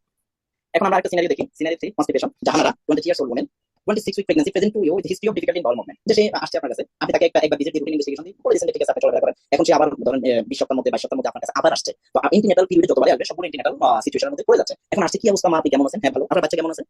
বাচ্চা কেমন আছে ওটা বোঝার জন্য বাচ্চা মুভমেন্ট করে কিনা, না করে কিনা, বাচ্চা কেমন আছে মূল্য আমি জানি না। আপনি বলেন কেন আপনার বাচ্চা না করে কিনা? হ্যাঁ না করে বাচ্চা ভালো আছে। তো আপনি এখন কি করেন, কি সমস্যা আপনার? তো সে বলতেছে যে ম্যাম আমার মানে পায়খানা খুব শক্ত, আমি পায়খানা করতে খুব কষ্ট হয়। সেইভাবে বলবে। হ্যাঁ, আপনি তার আগে থেকে টিএসএস চেক করা আছে, দেখলেন যে পেশেন্ট ইনসাইড পেশেন্ট, তারপর আপনি তার একটা টিএসএস করে নেবেন তখন, হ্যাঁ, যে এখন কোনো তার টিএসএস মাসে কিনা হাইপোথাইরয়েডিজম হলো কিনা, কনস্টিপেশনের একটা কোন হাইপোথাইরয়েডিজম। বাট প্রেগন্যান্সিতে কনস্টিপেশনটা খুবই নরমাল। হ্যাঁ, যখন টিএসএসটা আপনার নরমাল আপনি পেয়ে গেলেন তখন আপনি বুঝে গেলেন এটা প্রেগন্যান্সি ইনডিউস কনস্টিপেশন। এখন প্রেগন্যান্সি ইনডিউস কনস্টিপেশন কিভাবে হয়? প্রেগন্যান্সি ইনডিউস কনস্টিপেশনটা হয় ওই যে আপনি যদি একটু চিন্তা করেন, এই যে এখানে মধ্যে ইউটেরাসটা আমার যে কোলনের মধ্যে আছে, কোলনের মধ্যে একটা প্রেসার ক্রিয়েট করবে, কোলনের মধ্যে যখন প্রেসার ক্রিয়েট করবে তাহলে এই যে মুভমেন্টটা গুলো আছে প্রোগ্রেসিভ, এই মুভমেন্টটা একটু কমে যাবে। হ্যাঁ, পেরিস্টালসিস যে অ্যাক্টিভিটি আছে এটা কমে যাবে, এবং এখান থেকে এটা যদি দুই দিক থেকে প্রেসার কম্প্রেশন হয় তাহলে ফ্লুইড গুলো ডিঅ্যাবজর্ব হয়ে বাইরে হয়ে যাবে, ফ্লুইড বের হয়ে গেলে এখানে আবার কি হয়ে যাবে, ফ্লুইড যেহেতু নাই তাহলে কনস্টিপেশনের ঝুঁকিটা আরো বেড়ে যাবে। যে আপনার কোলনটা যখন চারদিক থেকে প্রেসার পাচ্ছে তখন কোলনের ভিতরে যে ফ্লুইড আছে ফ্লুইড গুলো বাইরে চলে যাচ্ছে, কোলন থেকে বের হয়ে যাবে, বের হলে কি হবে, এখানের মধ্যে কি হবে, মানে কনস্টিপেশন তৈরি হবে, পেরিস্টালসিসটা আরো কমে যাবে, slower movement through the colon cause excessive water reabsorption and the backup of hard stool তৈরি হচ্ছে। যখন ওয়াটার চলে যাচ্ছে হার্ড স্টুল তৈরি হচ্ছে, তাহলে কনস্টিপেশনটা নরমাল। পেশেন্ট কি করবেন, advice to not be in bed all the time, আপনি সারাক্ষণ বেডে শুয়ে থাকবেন না, কিছুক্ষণ একটু মুভমেন্ট করবেন, একটু নাড়াচাড়া করবেন। যদি নাড়াচাড়া না করেন তাহলে এটা অনেক বেড়ে যাবে। Physical movement walking can reduce the constipation. আর তাকে বলুন প্লেন্টি অফ ফুড ইনটেক। তো এগুলো হচ্ছে তার হ্যাবিট। কিন্তু ট্রিটমেন্ট পারপাসে কি, তাকে প্রথম থেকে বলে দিবেন। একটা পেশেন্ট যখন আপনার সেন্টিনেটাল চেকআপ তখন আপনি তাকে কিছু বিষয় বলে দিবেন যে মা আপনার কিছুদিন পরে বমি হতে পারে, বমির পরিমাণ একটু বেড়ে যেতে পারে, আপনার ব্যাক পেইন মানে কোমর ব্যথা করতে পারে, এগুলো নিয়ে আপনি ভয় পাবেন না। আপনার প্রস্রাবের পরিমাণটা একটু বেড়ে যেতে পারে, এটা নিয়ে আপনি ভয় পাবেন না। আপনার 6-7 মাস পরে আপনার পা ফুলে যেতে পারে, এটা নিয়ে আপনি ভয় পাবেন না। আপনার পায়ের মাংসগুলো খুব কামড়াতে পারে, দেখলাম, এটা নিয়ে আপনি ভয় পাবেন না। আপনার যদি পায়খানা শক্ত হয় এটা ভয় পাবেন না। এগুলো আপনি চলে আসবেন আমার কাছে, আমি আপনাকে চিকিৎসা দিয়ে দেবো। প্রেগন্যান্সিতে এই জিনিসগুলো নরমাল, সবাই এই জিনিসগুলো কি করে ফিল করে, এই জিনিসগুলো আপনি প্রথম থেকে কাউন্সেলিং করে দিবেন। তাহলে হঠাৎ করে তার কনস্টিপেশন হলে সে ভয় পাবে না, হঠাৎ করে তার লেগ হলে সে ভয় পাবে না, হঠাৎ তার লেগ শুরু হলে সে ভয় পাবে না। তাকে যদি আগে থেকে আপনি এই জিনিসগুলো নলেজ দিয়ে থাকেন তাহলে কিন্তু সে ভয় পেয়ে যাবে। এরপরে আসেন, তাকে প্রতিদিন রাতে ইসবগুলো বসে 3-4 চামচ করে খাবেন, এটা ন্যাচারাল ট্রিটমেন্ট। এখন আমাদের দেশে যেটা সমস্যা, ন্যাচারাল ট্রিটমেন্টে পেশেন্ট স্যাটিসফাইড না, তাকে কোনো একটা মেডিসিন আপনার দিতে হবে। তো সেক্ষেত্রে ফার্স্ট টাইম যেটা আছে সেটা হচ্ছে একটা ফাইবারলেক্স পাউডার একটা আছে। এই পাউডার যেটা আছে এই পাউডারটা খুব ভালো কাজ করে। এটা দেওয়া যায় 1 চামচ 1 গ্লাস পানিতে মিশিয়ে সকালে একবার রাতে একবার। আর শাকসবজি ইয়া করবেন, প্রয়োজনে তাকে আপেল খেতে বলবেন। হ্যাঁ, যদি আপেল খায়, আপেল খেলে আপেলেও কনস্টিটিউশনটা অনেক পরিমাণ কমায় ফেলে, কারণ এটা ফাইবার কন্টেন্ট, তাকে ফাইবার কন্টেন্ট খাবার কথা বলবেন, স্ট্রাগুলাস, এরপরে এসব করে বসে এগুলো যদি এটাতে কাজ না হয়, এরপর হচ্ছে এবোলা সিরাপ ল্যাকটোজ। তো ল্যাকটোজ দীর্ঘদিন চলে ইলেক্ট্রোলাইট ইমব্যালেন্স হয়ে যায়, সেজন্য আমাদের ল্যাকটোজটা একটু 7 থেকে 10 পর্যন্ত দেবেন।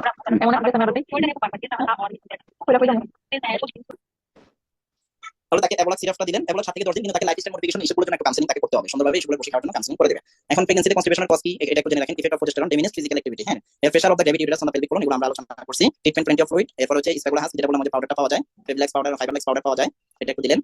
ইনক্রিজ রিস্ক অফ কনস্টিপেশন মেকানিজমটা দেখেন।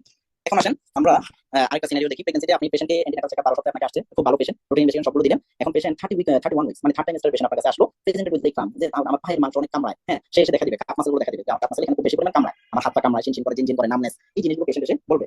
তখন আপনি কি বলবেন? তখন আপনি এটার কারণ কি হতে পারে? এটার লেগ ক্রাম্পসের অনেকগুলো কারণ আছে। এটার একটা মেইন কারণ হচ্ছে তার কি হয়ে যায়, ক্যালসিয়াম কমে যায়, বডিতে ফসফরাস লেভেল একটু বেড়ে যায়, সে কারণে লেগ ক্রাম্প হতে পারে। কারণ তার ক্যালসিয়াম সাপ্লিমেন্টারি যদি আগে থেকেই চলে না থাকে, তাকে একটা দ্রুত ক্যালসিয়াম সাপ্লিমেন্টারি শুরু করে দিবেন। আর যদি আগে থেকে চলে থাকে তাহলে তাকে কি করবেন, ক্যালসিয়াম সাপ্লিমেন্টারি দরকার নেই, ওটা একটু কন্টিনিউ করতে বলবেন। একটা প্যারাসিটামল দিতে পারেন পেনের জন্য, plenty of fluid intake, leg massage, হ্যাঁ, পাটা একটু ম্যাসাজ করে দিবে কারোর মাধ্যমে। এটা লেগ ক্রাম্পসের একটাই কারণ বলা হয় যে সেরাম ক্যালসিয়ামটা কি হয়ে যায়, deficiency and elevation of serum phosphorus, এটাকে প্রেগন্যান্সিতে নরমাল ফিজিওলজি। এরপরে গরম শেক দিতে পারেন। লেগ রিমাইন প্রেগন্যান্সিতে লেগ রিমা, একটা পেশেন্ট প্রেগন্যান্সিতে লেগ রিমা নিয়ে আসছে, আপনি বিপিটা চেক করেন, কারণ লেগ রিমার একটা কারণ হচ্ছে পিএকলামশিয়া। এখন যদি তার পিএকলামশিয়া না থাকে, পিএকলামশিয়ার জন্য তার ব্লাড প্রেশারটা বেশি থাকবে আর প্রোটিনুরিয়া থাকবে, কারণ বিপিও নরমাল, প্রোটিনুরিয়া অ্যাবসেন্ট, তাহলে এটা ফিজিওলজিক্যাল লেগ রিমা। তখন কোনো ট্রিটমেন্টের দরকার নেই, পেশেন্টকে একটু কাউন্সেলিং করবে যে রাতে শোয়ার সময় আপনি পাটা একটু উপরের দিকে উঠে রাখবেন, এক জায়গায় দীর্ঘক্ষণ দাঁড়ায় থাকবেন না, এক জায়গায় দীর্ঘক্ষণ পা নিচের দিকে দিয়ে বসে থাকবেন না, আপনি একটু হাঁটাচলা করবেন, তাহলে এটা ঠিক হয়ে যাবে। এটা আপনি একটু কাউন্সেলিং করে দেবেন।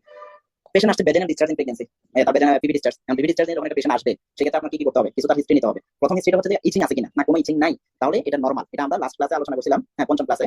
তো সেক্ষেত্রে কোনো ট্রিটমেন্ট লাগবে না, এটা common in pregnancy, non invasive treatment. এখন পেশেন্টের ভেজাইনাল পিভি ডিসচার্জ কিন্তু সাথে ইচিং আছে, তাহলে এটা ভেজাইনাল ক্যান্ডিডিয়াসিস। ভেজাইনাল ক্যান্ডিডিয়াসিস প্রেগন্যান্সিতে কিভাবে ট্রিটমেন্ট করবেন আগের ক্লাসে আলোচনা করা হয়েছে।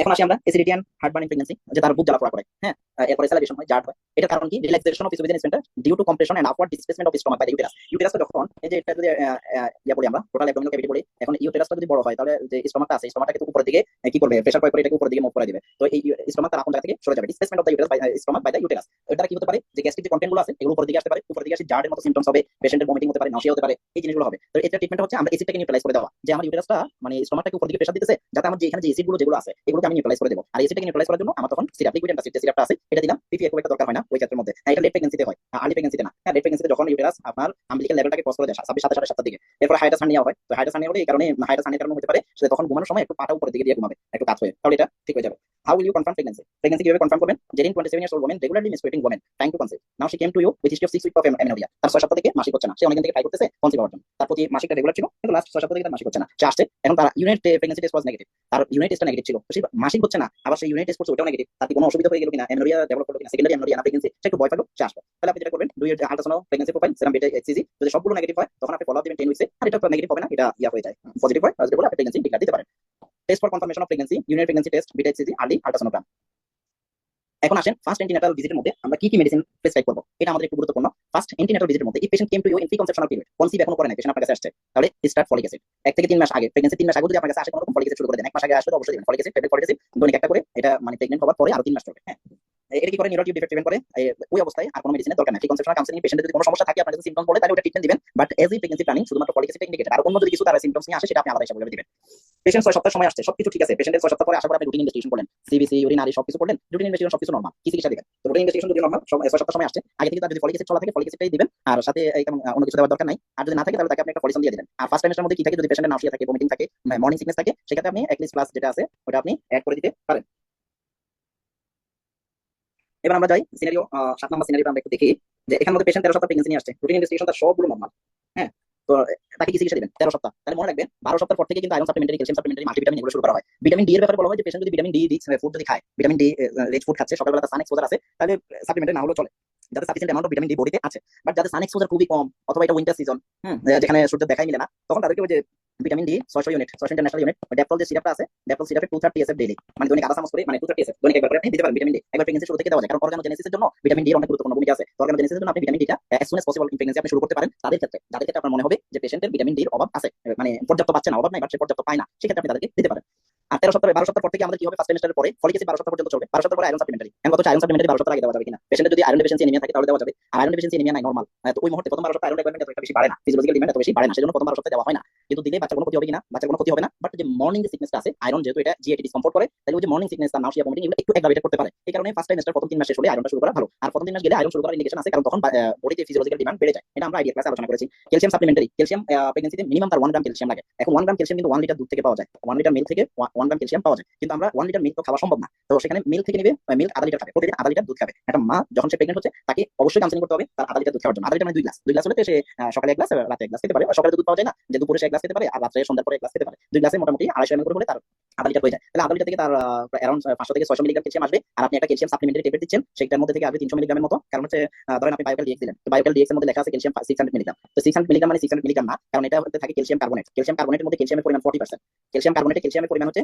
40%। এই যে বায়োকেল ডিএক্স আমি যেটা লিখলাম অথবা ক্যালবোরাল ডিএক্স, যত ডিএক্স ফর্ম আছে সবগুলোর মধ্যে ক্যালসিয়াম থাকে 600 মিলিগ্রাম। এই 600 মিলিগ্রাম থাকে কি ফর্মে? ক্যালসিয়াম কার্বনেট ফর্মে থাকে। হ্যাঁ, তো এই ক্যালসিয়াম কার্বনেটের মধ্যে ক্যালসিয়ামের পরিমাণ কতটুকু? Calcium equal to only 40%। তাহলে 40% থেকে 600 মিলিগ্রামের মধ্যে ক্যালসিয়াম 40%, 40 মানে 724, তাহলে 240 মিলিগ্রাম ক্যালসিয়াম পাবে। সে যদি বায়োকেল ডিএক্স একটা যদি খায় তাহলে 240 মিলিগ্রাম পাবে। তাহলে সে দুধ থেকে পাচ্ছে 600 মিলিগ্রাম, এখানে 250 মিলিগ্রাম, মোটামুটি 850 মিলিগ্রাম। আর আদার্স যে খাবার দাবার সারাদিনে 3 বেলায় অন্যান্য খাবার যেগুলো খাচ্ছে ওটা মিলে তার 1000 মিলিগ্রাম হয়ে যাবে। আর সে যদি দুধ না খায় তাহলে কিন্তু তার এই যে যারা দুধ খাবে না তাদের ব্যাক পেইনের পরিমাণটা একটু বেশি হবে, কারণ বাচ্চার যে ক্যালসিয়ামের যে রিকোয়ারমেন্টটা লাগবে সেই সামহাও এটা বডি থেকে না পেলে সে বোনস থেকে বের করে নিয়ে আসলো, ওই ক্যালসিয়ামটা সে নিয়ে যাবে। তো সেই জন্য দুধ খাওয়া ম্যান্ডেটরি। নাহলে আপনি ক্যালসিয়াম সাপ্লিমেন্ট দিতে পারবেন না। যারা দুধ খায় না তাদেরকে বায়োকেল ডিএক্স মিনিমাম কটা দিতে হবে? বায়োকেল ডিএক্স তার মিনিমাম 3টা লাগবে, 3টা দিলে সে মোটামুটি 800 মিলিগ্রামের মতো এখান থেকে পাবে। আপনি আবার 3টা 1800 মিলিগ্রাম দেখে ভয় পাওয়া দরকার নেই। 1800 মিলিগ্রামের মধ্যে অনলি 40% হচ্ছে ক্যালসিয়াম কার্বনেট, এই ক্যালসিয়াম, বাকিটা হচ্ছে সল্ট ফর্মে থাকে। যাই হোক, আপনি তাকে কি দিলেন? হেমোফিক্স এফজেড দিলেন। হ্যাঁ, যেহেতু জাস্ট সাপ্লিমেন্টের জন্য 101 দুইটা করে দেন অথবা একটা করে দেন। পেশেন্টের যদি আইডিয়া না থাকে শুধু সাপ্লিমেন্টের জন্য একটা করে দিলে হবে, দুইটা করে দিলে অসুবিধা নেই, তার ফিজিওলজিক্যাল ডিমান্ডটা পাবে। 101 দেন আর বায়োকেল ডিএক্স দেন। ক্যালসিয়াম। এখন মাল্টিভিটামিন যদি তার ডায়েটে সাপ্লিমেন্ট না থাকে, মাল্টিভিটামিন কিসে থাকে? এখন ধরেন এই পেশেন্ট কোনো ফল ফ্রুটস খায় না, তার টাকা পয়সা নেই, ফল ফ্রুটস কিনবে কিভাবে? এখন যদি ওই লেভেলে থাকে, হ্যাঁ, যে তার টাকা পয়সা নাই, ফল ফ্রুটস কিনে খেতে পারতেছে না, ফ্রুটস কিনে খেতে পারবে না, হ্যাঁ, তখন তার ক্ষেত্রে আপনাকে একটা মাল্টিভিটামিন দিতে হবে। এখন এই পেশেন্টের 13 সপ্তাহের মধ্যে কিন্তু অনেকের মর্নিং সিকনেস থাকে। মর্নিং সিকনেস থাকলে আপনি তাকে মর্নিং সিকনেস মেডিসিন অ্যাড করে দিবেন, এক্লিস প্লাস, এটা আপনি একটু অ্যাড করে দিবেন। হ্যাঁ, মেক্লিজিন। আমি এখন যেটা বলতে চাচ্ছি যে মাল্টিভিটামিন নিয়ে আলোচনা, এই মাল্টিভিটামিন নিয়ে প্রশ্ন, যে মাল্টিভিটামিনের মধ্যে তো ভিটামিন এ থাকে, ভিটামিন এর মধ্যে থাকে রেটিনল, রেটিনাল, এরপর থাকে রেটিনোইক অ্যাসিড, হয়তো রেটিনোইক অ্যাসিড পরে রেটিনল, এগুলো সবগুলো তো আমরা তো জানি যে রেটিনোইক অ্যাসিড হচ্ছে ক্যারোটিন করে, তাহলে প্রেগন্যান্সি তো ক্ষতি করে ফেলবে। তাহলে আমি মাল্টিভিটামিন কিভাবে দেবো? মাল্টিভিটামিন তো রেটিনল থাকে, রেটিনোইক অ্যাসিড থাকে। আমি প্রথম কথা আমরা শুনি, যদিও মাল্টিভিটামিনের মধ্যে রেটিনল থাকে, কিন্তু কতটুকু রেটিনল বাচ্চার জন্য ক্ষতিকর সেটা আমাকে জানতে হবে। বাচ্চার জন্য ক্ষতিকর হচ্ছে মোর দেন 10,000 ইন্টারন্যাশনাল ইউনিট। মানে মাল্টিভিটামিনের মধ্যে ভিটামিন এ রেটিনল যেটা আছে এটা 10,000 ইন্টারন্যাশনাল ইউনিটের বেশি যদি প্রতিদিন খাওয়া হয় তাহলে ক্ষতিকর। 10,000 ইন্টারন্যাশনাল ইউনিটের চাইতে বেশি থাকে ওই যে লিভার, মানে এনিম্যাল সোর্স যেগুলো আছে লিভার, ওইগুলোর মধ্যে 10,000 ইন্টারন্যাশনাল ইউনিটের বেশি থাকে, কারণ ওটা এক্সেসিভ পরিমাণে খাওয়ার দরকার নাই। কিন্তু মাল্টিভিটামিন যেগুলো আছে বাংলাদেশের মধ্যে, যেমন বেক্সিমকো বেক্সট্রাম গোল্ড নামে বানায়, বেক্সট্রাম সিলভার নামে বানায়, হ্যাঁ, এখন কিছু মাল্টিভিটামিন আছে সিলভার ফর্ম, কিছু আছে গোল্ড ফর্ম। গোল্ড ফর্মের মধ্যে আয়রন থাকে আর সিলভার ফর্মের মধ্যে আয়রন থাকে না। এখন একটা পেশেন্ট যদি আলাদা আয়রন পায় তাহলে তাকে গোল্ড ফর্ম যেটা আছে, বেক্সট্রাম গোল্ড, ওটা দেওয়া যাবে না, তাকে দিবেন সিলভার ফর্ম যেটা আছে ওটা। আর যদি সে আয়রন না খেয়ে থাকে তাহলে তাকে বেক্সট্রাম গোল্ড দিতে পারবেন। এটা আলাদা আলোচনা, বলে দিচ্ছি মনে রাখার জন্য। আমি মনে রাখলাম বেক্সট্রাম গোল্ডটা একটু কমন কারণে বলছি, আপনাদের যেটা আছে ওটা অনেকগুলো আছে, হ্যাঁ, কোম্পানি প্রমোশনের জন্য না, এমনি বলে দিচ্ছি, আবার কিছু মনে করবেন না। ভাই একটা কোশ্চেন ছিল। জি বলেন। ভাইয়া দেখা যায় যে অনেক পেশেন্টেরই জাস্ট পোস্টনেটাল আফটার ডেলিভারি পরে রেটিনল A40 50,000 ইউনিট একটা ডোজ দিয়ে দেয়, এটার কারণটা কি? হ্যাঁ, আচ্ছা, এটা একটু পরে ডেলিভারির পরে যেটা আছে তাতে ডেলিভারি পরে তার বাচ্চার কোনো ক্ষতি হবে না, ডেলিভারি পরে বাচ্চার কোনো ক্ষতি হবে না। সেই কারণে তার এই যে দীর্ঘদিন যাবত তার সে ভিটামিন এ কন্টেনিং কোর্স অনেকগুলো কম খেয়েছে, এটা কোনো ইন্ডিকেশন নাই। বাট যারা দেয় তাদের চিন্তা হচ্ছে যে যেহেতু দীর্ঘদিন সে রেটিনল যেগুলো আছে এগুলো অ্যাভয়েড করে গেছে, তার যদি কোনো ডেফিসিয়েন্সি থাকে তাহলে ওটা কারেক্ট হয়ে যায়, সেজন্য দেওয়া হয়। আচ্ছা, আমি এখানে যে জিনিসটা বলতে চাইলাম যে মাল্টিভিটামিন, এখন ধরেন মাল্টিভিটামিনের মধ্যে সবগুলো থাকে 5,000 ইন্টারন্যাশনাল ইউনিট থাকে রেটিনল, তাহলে 5,000 ইন্টারন্যাশনাল ইউনিট তার কোনো ক্ষতি করবে না। এখন যদিও ক্ষতি না করে কিন্তু এটা তো ক্ষতি করে একটা ড্রাগ, আমি রিস্ক কেন নেব? তো এটা চিন্তা করে মানে ফার্মাসিউটিক্যালস কোম্পানিগুলো বের করলো কি যে আমরা রেটিনল ফর্মে দিব না, আমরা ভিটামিন প্রোভিটামিন ফর্মে যেটা আছে রেটিনলের সেটা হচ্ছে বিটা ক্যারোটিন। একটু বায়োকেমিস্ট্রি আমরা চলে গেলাম। বিটা ক্যারোটিন এটা কি হয়? এটা যখন আপনার বডিতে যায়, বডিতে গিয়ে এটা লিভারে গিয়ে কনভার্ট হয় রেটিনলে। তাহলে রেটিনলে কতটুকু কনভার্ট হবে? এটা আমার বডির যতটুকু দরকার, আমাদের একটা হেলদি মানুষের যতটুকু দরকার ততটুকু কনভার্ট হবে, অতিরিক্ত কনভার্ট হবে না। এখন যদি কেউ মাল্টিভিটামিন খায় সেখানে রেটিনল থাকে, যদি কখনো অতিরিক্ত রেটিনল যদি যায় সেখানে অ্যাকুমুলেট হয়, কিডনি দ্বারা বের হচ্ছে না, হ্যাঁ, যেহেতু এগুলো মেটাবলিক ফ্যাট সলিউবল ভিটামিন, তো দেখা যাচ্ছে যে সে প্রপারলি ফ্যাট নিচ্ছে না, এটা এগুলো অ্যাকুমুলেশন হয়ে বডি কোনো ক্ষতি করতে পারে। তো সেজন্য ওইটা থেকে আরেকটু আপডেট ভার্সনে যেহেতু ক্ষতি করতে না পারে, তখন কি করা হলো? তখন সেটা বিটা ক্যারোটিন ফর্মে যেগুলো আছে সেগুলো নিয়ে গেল, সেগুলো করা হলো, মার্কেট করা হলো। বিটা ক্যারোটিন ফর্মে নিলে একটু বেশি হয়ে গেল, টক্সিসিটি হওয়ার কোনো রিস্ক থাকে না। আর ভিটামিন এ রেটিনল দেওয়া যাবে কিনা? মাল্টিভিটামিনের সাথে যে পরিমাণ ভিটামিন এ থাকে তা 5,000 ইন্টারন্যাশনাল ইউনিট, এটা কোনো টক্সিসিটি নাই, ফিজিওলজিক্যাল ডিমান্ড পূরণ করে। তারপর আমরা রিস্ক নেই না, রিস্ক না নিয়ে বিটা ক্যারোটিন ফর্মে যেটা থাকে ওটা দেওয়া হয়। এখন প্রশ্ন, বিটা ক্যারোটিন ফর্মে কোনগুলো থাকে? এটা আমরা পাবমেড থেকে একটা রেফারেন্স নিয়ে আসছি আপনাদের জন্য। when the dose of free form vitamin A is above 10,000 international unit per day, মানে রেটিনল ফর্মে যদি 10,000 এর উপরে দেওয়া হয় তাহলে পটেনশিয়াল রিস্ক অফ টেরাটোজেনিসিটি, এখানে টেরাটোজেনিসিটি হবে এটা বলে নাই, বাট এটা পটেনশিয়াল রিস্ক। এরপর হচ্ছে 25,000 এর উপরে যারা নিচে তাদের ম্যালফরমেশন হওয়ার ঝুঁকি ছিল। তো সেই জন্য আমরা দেবো সে ভিটামিন বিটা ক্যারোটিন ফর্মে। বিটা ক্যারোটিন ফর্মে কি হয়, কনভার্সন এই যে toxicity is retinol form of free form vitamin A can be toxic in high dose. আর beta carotene a provitamin, carotene এ converted in vitamin A in the body as needed। বডিতে যতটুকু দরকার এতটুকু এটা রেটিনল ফর্মে হবে, এই কারণে আমার বিটা ক্যারোটিন নিলে কোনো সমস্যা নাই। এখন হচ্ছে বিটা ক্যারোটিন কোন কোন কোম্পানি, অনেকগুলো কোম্পানি বানায় থাকে, তার মধ্যে যে মমবিট নামে, এরিস্টোমম নামে, মেটাল 16 নামে, এগুলো সবগুলো হচ্ছে এখানে মধ্যে নাই, এগুলো নার্সিং মাদারদের জন্য safe. Once daily at night, প্রতিদিন রাতে একটা করে খাবে, নার্সিং মাদার, এগুলো নার্সিং মাদারদের জন্য সেফ। এগুলোতে রেটিনল থাকে না, এটা বিটা ক্যারোটিন থাকে, যেটা প্রেগন্যান্সিতে সেফ, একটু বেশি চলে, এগুলো সমস্যা নাই। আমি তিনটা নাম দিলাম এখানে, আপনার যেটা ভালো লাগে সেটা দেখেন, আরো কিছু আছে। হ্যাঁ, মমবিট, এরিস্টোমম, মেটাল 16। এখন বিটা ক্যারোটিন কেন প্রিফারেবল, এটা দেখেন একটা লজিক আনলাম। এখন আসেন dietary advice in pregnancy. Dietary advice in pregnancy, প্রেগন্যান্সিতে তাকে ডায়েটারি অ্যাডভাইস কি দিবেন? প্রেগন্যান্সিতে in first trimester no need extra calorie, extra calorie কোনো দরকার নেই, যতটুকু খাই আসতেছে এনাফ। 3 মাস পর থেকে 300 ক্যালোরি অতিরিক্ত লাগবে, আর যখন 8 মাস হয়ে যাবে মানে থার্ড ট্রাইমেস্টারে যাবে তখন 450 ক্যালোরি অতিরিক্ত খাবে। 300 ক্যালোরির জন্য হিসাব করবে কিভাবে গ্রাম অঞ্চলে? আপনি বলবেন 3 মাস যখন হয়ে যাবে তখন আপনি এখন যে পরিমাণ খাচ্ছেন তখন প্রতিবার আগের তুলনায় 1 কাপ পরিমাণ রাইস একটু বেশি খেলেই হবে। অথবা আপনি এখন যদি 2টা ফল খেয়ে থাকেন আপনি 3টা ফল খান, এখন যদি 2 গ্লাস দুধ খেয়ে থাকেন তখন আপনি আধা গ্লাস দুধ বাড়াই দিবেন। আপনি এখন যদি বিকেলে কোনো নাস্তা না করেন তখন বিকেলবেলা আপনি এখন নাস্তা করেন, 20 গ্রাম বাদাম খান, হ্যাঁ, কিংবা 1 কাপ অতিরিক্ত দুধ অ্যাড করবে, এই একটু কাউন্সেলিং করে দিলেই হবে যে আপনি একটু ফল ফ্রুটস একটু খাবারটা এখান থেকে পরিমাণে একটু আপনি বাড়াই দেন। যে এখন আপনি যতটুকু খাচ্ছেন, এখন মনে করেন আপনি যদি 16 আনা খাচ্ছেন, গ্রামের মহিলাদেরকে যেভাবে পারেন যে আপনি যদি এখন 3 প্লেট খেয়ে থাকেন, 3 বেলাতে 3 প্লেট, তাহলে আপনি প্রতি বেলায় 2 লোকমা করে বাড়াই খাবেন, এটা একটু বলে দিবেন। তাহলে তার 300 ক্যালোরি, আর 8 মাস পরে আপনি 3 লোকমা করে বাড়াই খান, 4 লোকমা করে একটু অতিরিক্ত খান, এটা একটু বলে দিলে হয়ে যাবে। আপনি এখন যদি এক পিস মাছ খান তাহলে আপনি 1.5 পিস করে মাছ খাবেন, হ্যাঁ, এই জিনিসগুলো আপনি একটু বলে দিবেন, তার ওই যে ডায়েটারি অ্যাডভাইসটা তার হয়ে যাবে। 3 মাস 8 মাস এই জিনিসটা হয়ে যাবে। প্রেগন্যান্সিতে এখন প্রশ্ন আসে অনেক সময় কি কি খাওয়া যাবে না। তো এখানে আপনারা যেমন বললাম লিভারটা খাওয়া যায় না, এটার মধ্যে এক্সেসিভ পরিমাণ কি থাকে, আপনার একটু আগে তো বললাম রেটিনল থাকে, এটা খাবেন না। কাঁচা ডিম তো আগে অনেকে খেত, এগুলোর মধ্যে সালমোনেলা ব্যাকটেরিয়া থাকে, খাওয়া যাবে না। অর্ধসিদ্ধ মাছ মাংস ব্যাকটেরিয়া থাকে, খাওয়া যাবে না। আনফাস্টফুডেড মিল খাওয়া যাবে না। যে জিনিসটা আমি বলতে চাইলাম এটা হচ্ছে পাপায়া, পাপায়া এক্সট্রাক্ট বলেন, বলেন, এগুলো খাওয়া যাবে না। এটা কি করে? এটা ইউটেরাইন কন্ট্রাকশন করে মিসক্যারেজ পর্যন্ত করে দিতে পারে। কাঁচা পেঁপে, আনারস, কামরাঙ্গা, এগুলো কি করতে পারে? এগুলোর মধ্যে করতে পারে, এগুলো ইউটেরাইনকে কন্ট্রাকশন করার একটা অ্যাবিলিটি থাকে এদের, এইজন্য এগুলো একটু অ্যাভয়েড করবেন। অতিরিক্ত লবণাক্ত খাবার এগুলো খাবেন না, বিশেষ করে সামুদ্রিক মাছ, এটাতে কি হয় অনেক বেশি পরিমাণ লবণ থাকে, তো সেটা থেকে যেহেতু সল্টের কারণে সোডিয়াম ক্লোরাইডের পরিমাণ বেশি থাকে, ওখান থেকে অনেক সময় তাদের হাইপারটেনশন ডেভেলপ করতে পারে, পিএফএমসি হতে পারে, সেজন্য এটা অ্যাভয়েড করবেন। প্রক্রিয়াজাত খাবার এগুলো খাবেন না, কফি খাবেন না, এই জিনিসগুলো একটু অ্যাভয়েড করবেন। অতিরিক্ত শর্করাযুক্ত খাবার তৈরি করে ডায়াবেটিস বানানোর কোনো দরকার নেই। এটা প্রেগন্যান্সিতে কি কি খাওয়া যাবে না একটু বাংলাতে স্লাইড করে দিলাম, এটা আপনার একটু নিজেদের জন্য এটা লাগবে। তাহলে ফলের মধ্যে খুব বেশি না, আনারস, কাঁচা পেঁপে, এগুলো অ্যাভয়েড করবে। স্লিপ শিডিউল ইন প্রেগন্যান্সি, কতক্ষণ ঘুমাবেন? রাতে 7 থেকে 8 ঘন্টা, আর দিনে লাঞ্চের পরে 2 ঘন্টা। এখন একটা প্রশ্ন দেখা যায় সবসময় গ্রুপের মধ্যে দেখতেছি, ইন্টারকোর্স প্রেগন্যান্সি, তাহলে যদি কারো যদি প্রিভিয়াস মিসক্যারেজ হিস্ট্রি থাকে, ব্যাড অবস্টেটিক হিস্ট্রি থাকে, আইইউডি হিস্ট্রি আছে, এখন যদি এই জিনিসগুলো হ্যাঁ, তাহলে যদি ব্যাড অবস্ট্রাকটিভ হিস্ট্রি, আইওডি, আইওজিআর এই ধরনের ব্যাড অবস্ট্রাকটিভ হিস্ট্রি যদি থাকে তাহলে তাদের ক্ষেত্রে ফার্স্ট ট্রাইমেস্টারে অ্যাভয়েড করবে এবং লাস্ট 6 উইকস অ্যাভয়েড করবে। তাদের ক্ষেত্রে যারা হাই রিস্ক তাদের ক্ষেত্রে, আর যারা এমনি নরমাল হেলদি তাদের ক্ষেত্রে কোনো অসুবিধা নাই, তারপর লাস্ট 6 উইকস একটু অ্যাভয়েড করাটা ভালো। আর পজিশনের ক্ষেত্রে একটু খেয়াল রাখবে, সেখানে মধ্যে যে পজিশন হয় যেন মানে ডিপ পেনিট্রেশনে যাতে আনকমফোর্টেবল বা পেইনফুল না হয়, এই জিনিসগুলো একটু খেয়াল রাখবে। আর সবচেয়ে যে বিষয়টা আছে সেটা হচ্ছে position with pressure on the abdomen, এটা করা যাবে না, অ্যাবডোমেনে যেন প্রেসার না পড়ে এই জিনিসটা। তো সেজন্য পজিশন মেইনটেইন করাটা ইম্পর্টেন্ট। জাস্ট আপনি এতটুকু বলে দিবেন এক কথা যে এটাতে কোনো সমস্যা নাই, জাস্ট অ্যাবডোমেন প্রেসার পড়ে এমন পজিশন না হলেই হলো। এখন একটা common question, travelling in pregnancy, কয়েকদিন আগে আমাকে ফোন করলো যে সে বিদেশ থেকে দেশে আসতে চায় আর ট্রাভেলে। তো এই যে বিষয়গুলো আছে আপনাদের কাছে হুটহাট করে অনেক ইয়ে করবে, আপনারা নিজেরা সম্মুখীন হতে পারেন। তো ট্রাভেলস মানে আমাদের যেসব জায়গার মধ্যে গেলে খুব ঝাঁকুনি আছে, যেসব গাড়িতে গেলে এই গাড়িগুলো অ্যাভয়েড করবেন, যেসব রাস্তাতে অনেক বেশি পরিমাণ ঝাঁক আছে এগুলো একটু অ্যাভয়েড করবেন।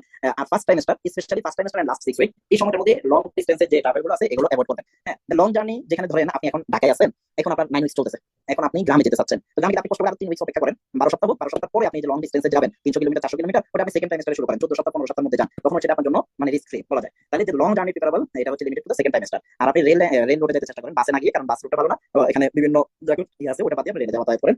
এয়ার ট্রাভেলের ক্ষেত্রে কন্ট্রাইন্ডিকেটেড, মানে যাদের প্লাসেন্টা পিবি, পিএফএমসি, সিভিআর এনিমিয়া যাদের আছে, সিকেল সেল ডিজিজ যাদের আছে, সিকেল সেল ডিজিজের মধ্যে এয়ার ট্রাভেল তো দীর্ঘক্ষণ এক জায়গায় বসে থাকতে হবে, মুভমেন্ট করার সুযোগ নেই, নাড়াচাড়া করা, হাঁটাহাঁটা করার কোনো সুযোগ নেই। যাদের সিকেল সেল ডিজিজ থাকে তারা এমনি সম্পর্কে একটা স্টেটে থাকে, তাদের বডিতে যে কোনো মুহূর্তে ব্লাড কোয়াগুলেশন হয়ে যেতে পারে, ডিপ ভেন থ্রম্বোসিস হতে পারে, তাহলে এই পালমোনারি এমবোলিজম হতে পারে। এই কারণে যাদের সিকেল প্রেগন্যান্সি ইটসেলফ মানে এটা একটা কোয়াগুলেবল স্টেট, মানে প্রেগন্যান্সিতে কি হয় ব্লাড কোয়াগুলেশনের একটা খুবই ঝুঁকি বেড়ে যায় প্রেগন্যান্সিতে। তাহলে সেই জায়গায় যাদের সিকেল সেল ডিজিজ আছে তাদের তো এটা আরো বেশি, ব্লাড ক্লট হয়ে যাওয়ার সম্ভাবনা বেশি। এবং সিকেল সেল ডিজিজ এখানে ব্লাড ক্লটের সম্ভাবনা, প্রেগন্যান্সিতে ব্লাড ক্লটের সম্ভাবনা, আবার পেশেন্ট 5 থেকে 6 ঘন্টা বসে রয়েছে, 3টা মিনিট তো তার ব্লাড ক্লটিং হবে, ডিপ ভেন থ্রম্বোসিস হবে, পালমোনারি এমবোলিজম হবে, পেশেন্টের লাইফ রিস্কে, বাচ্চা দিস পরের কথা, পেশেন্টের লাইফ রিস্কের মধ্যে পড়ে যাবে। যাদের সিভিআর এনিমিয়া, যাদের সিকেল সেল ডিজিজ আছে অথবা যাদের প্লাসেন্টা পিবি আছে তাদের অ্যাবসলিউট কন্ট্রাইন্ডিকেশন। আর যদি হেলদি পেশেন্ট হয় তখন তাদের ক্ষেত্রে সেকেন্ড ট্রাইমেস্টারে তারা এয়ার ট্রাভেলটা করবে, ফার্স্ট ট্রাইমেস্টার এবং থার্ড ট্রাইমেস্টার এখানে করবে না। ফার্স্ট ট্রাইমেস্টারে করলে মিসক্যারেজ হবে, থার্ড ট্রাইমেস্টার করলে কি হতে পারে, ফ্রি টার্ম ডেলিভারি হতে পারে।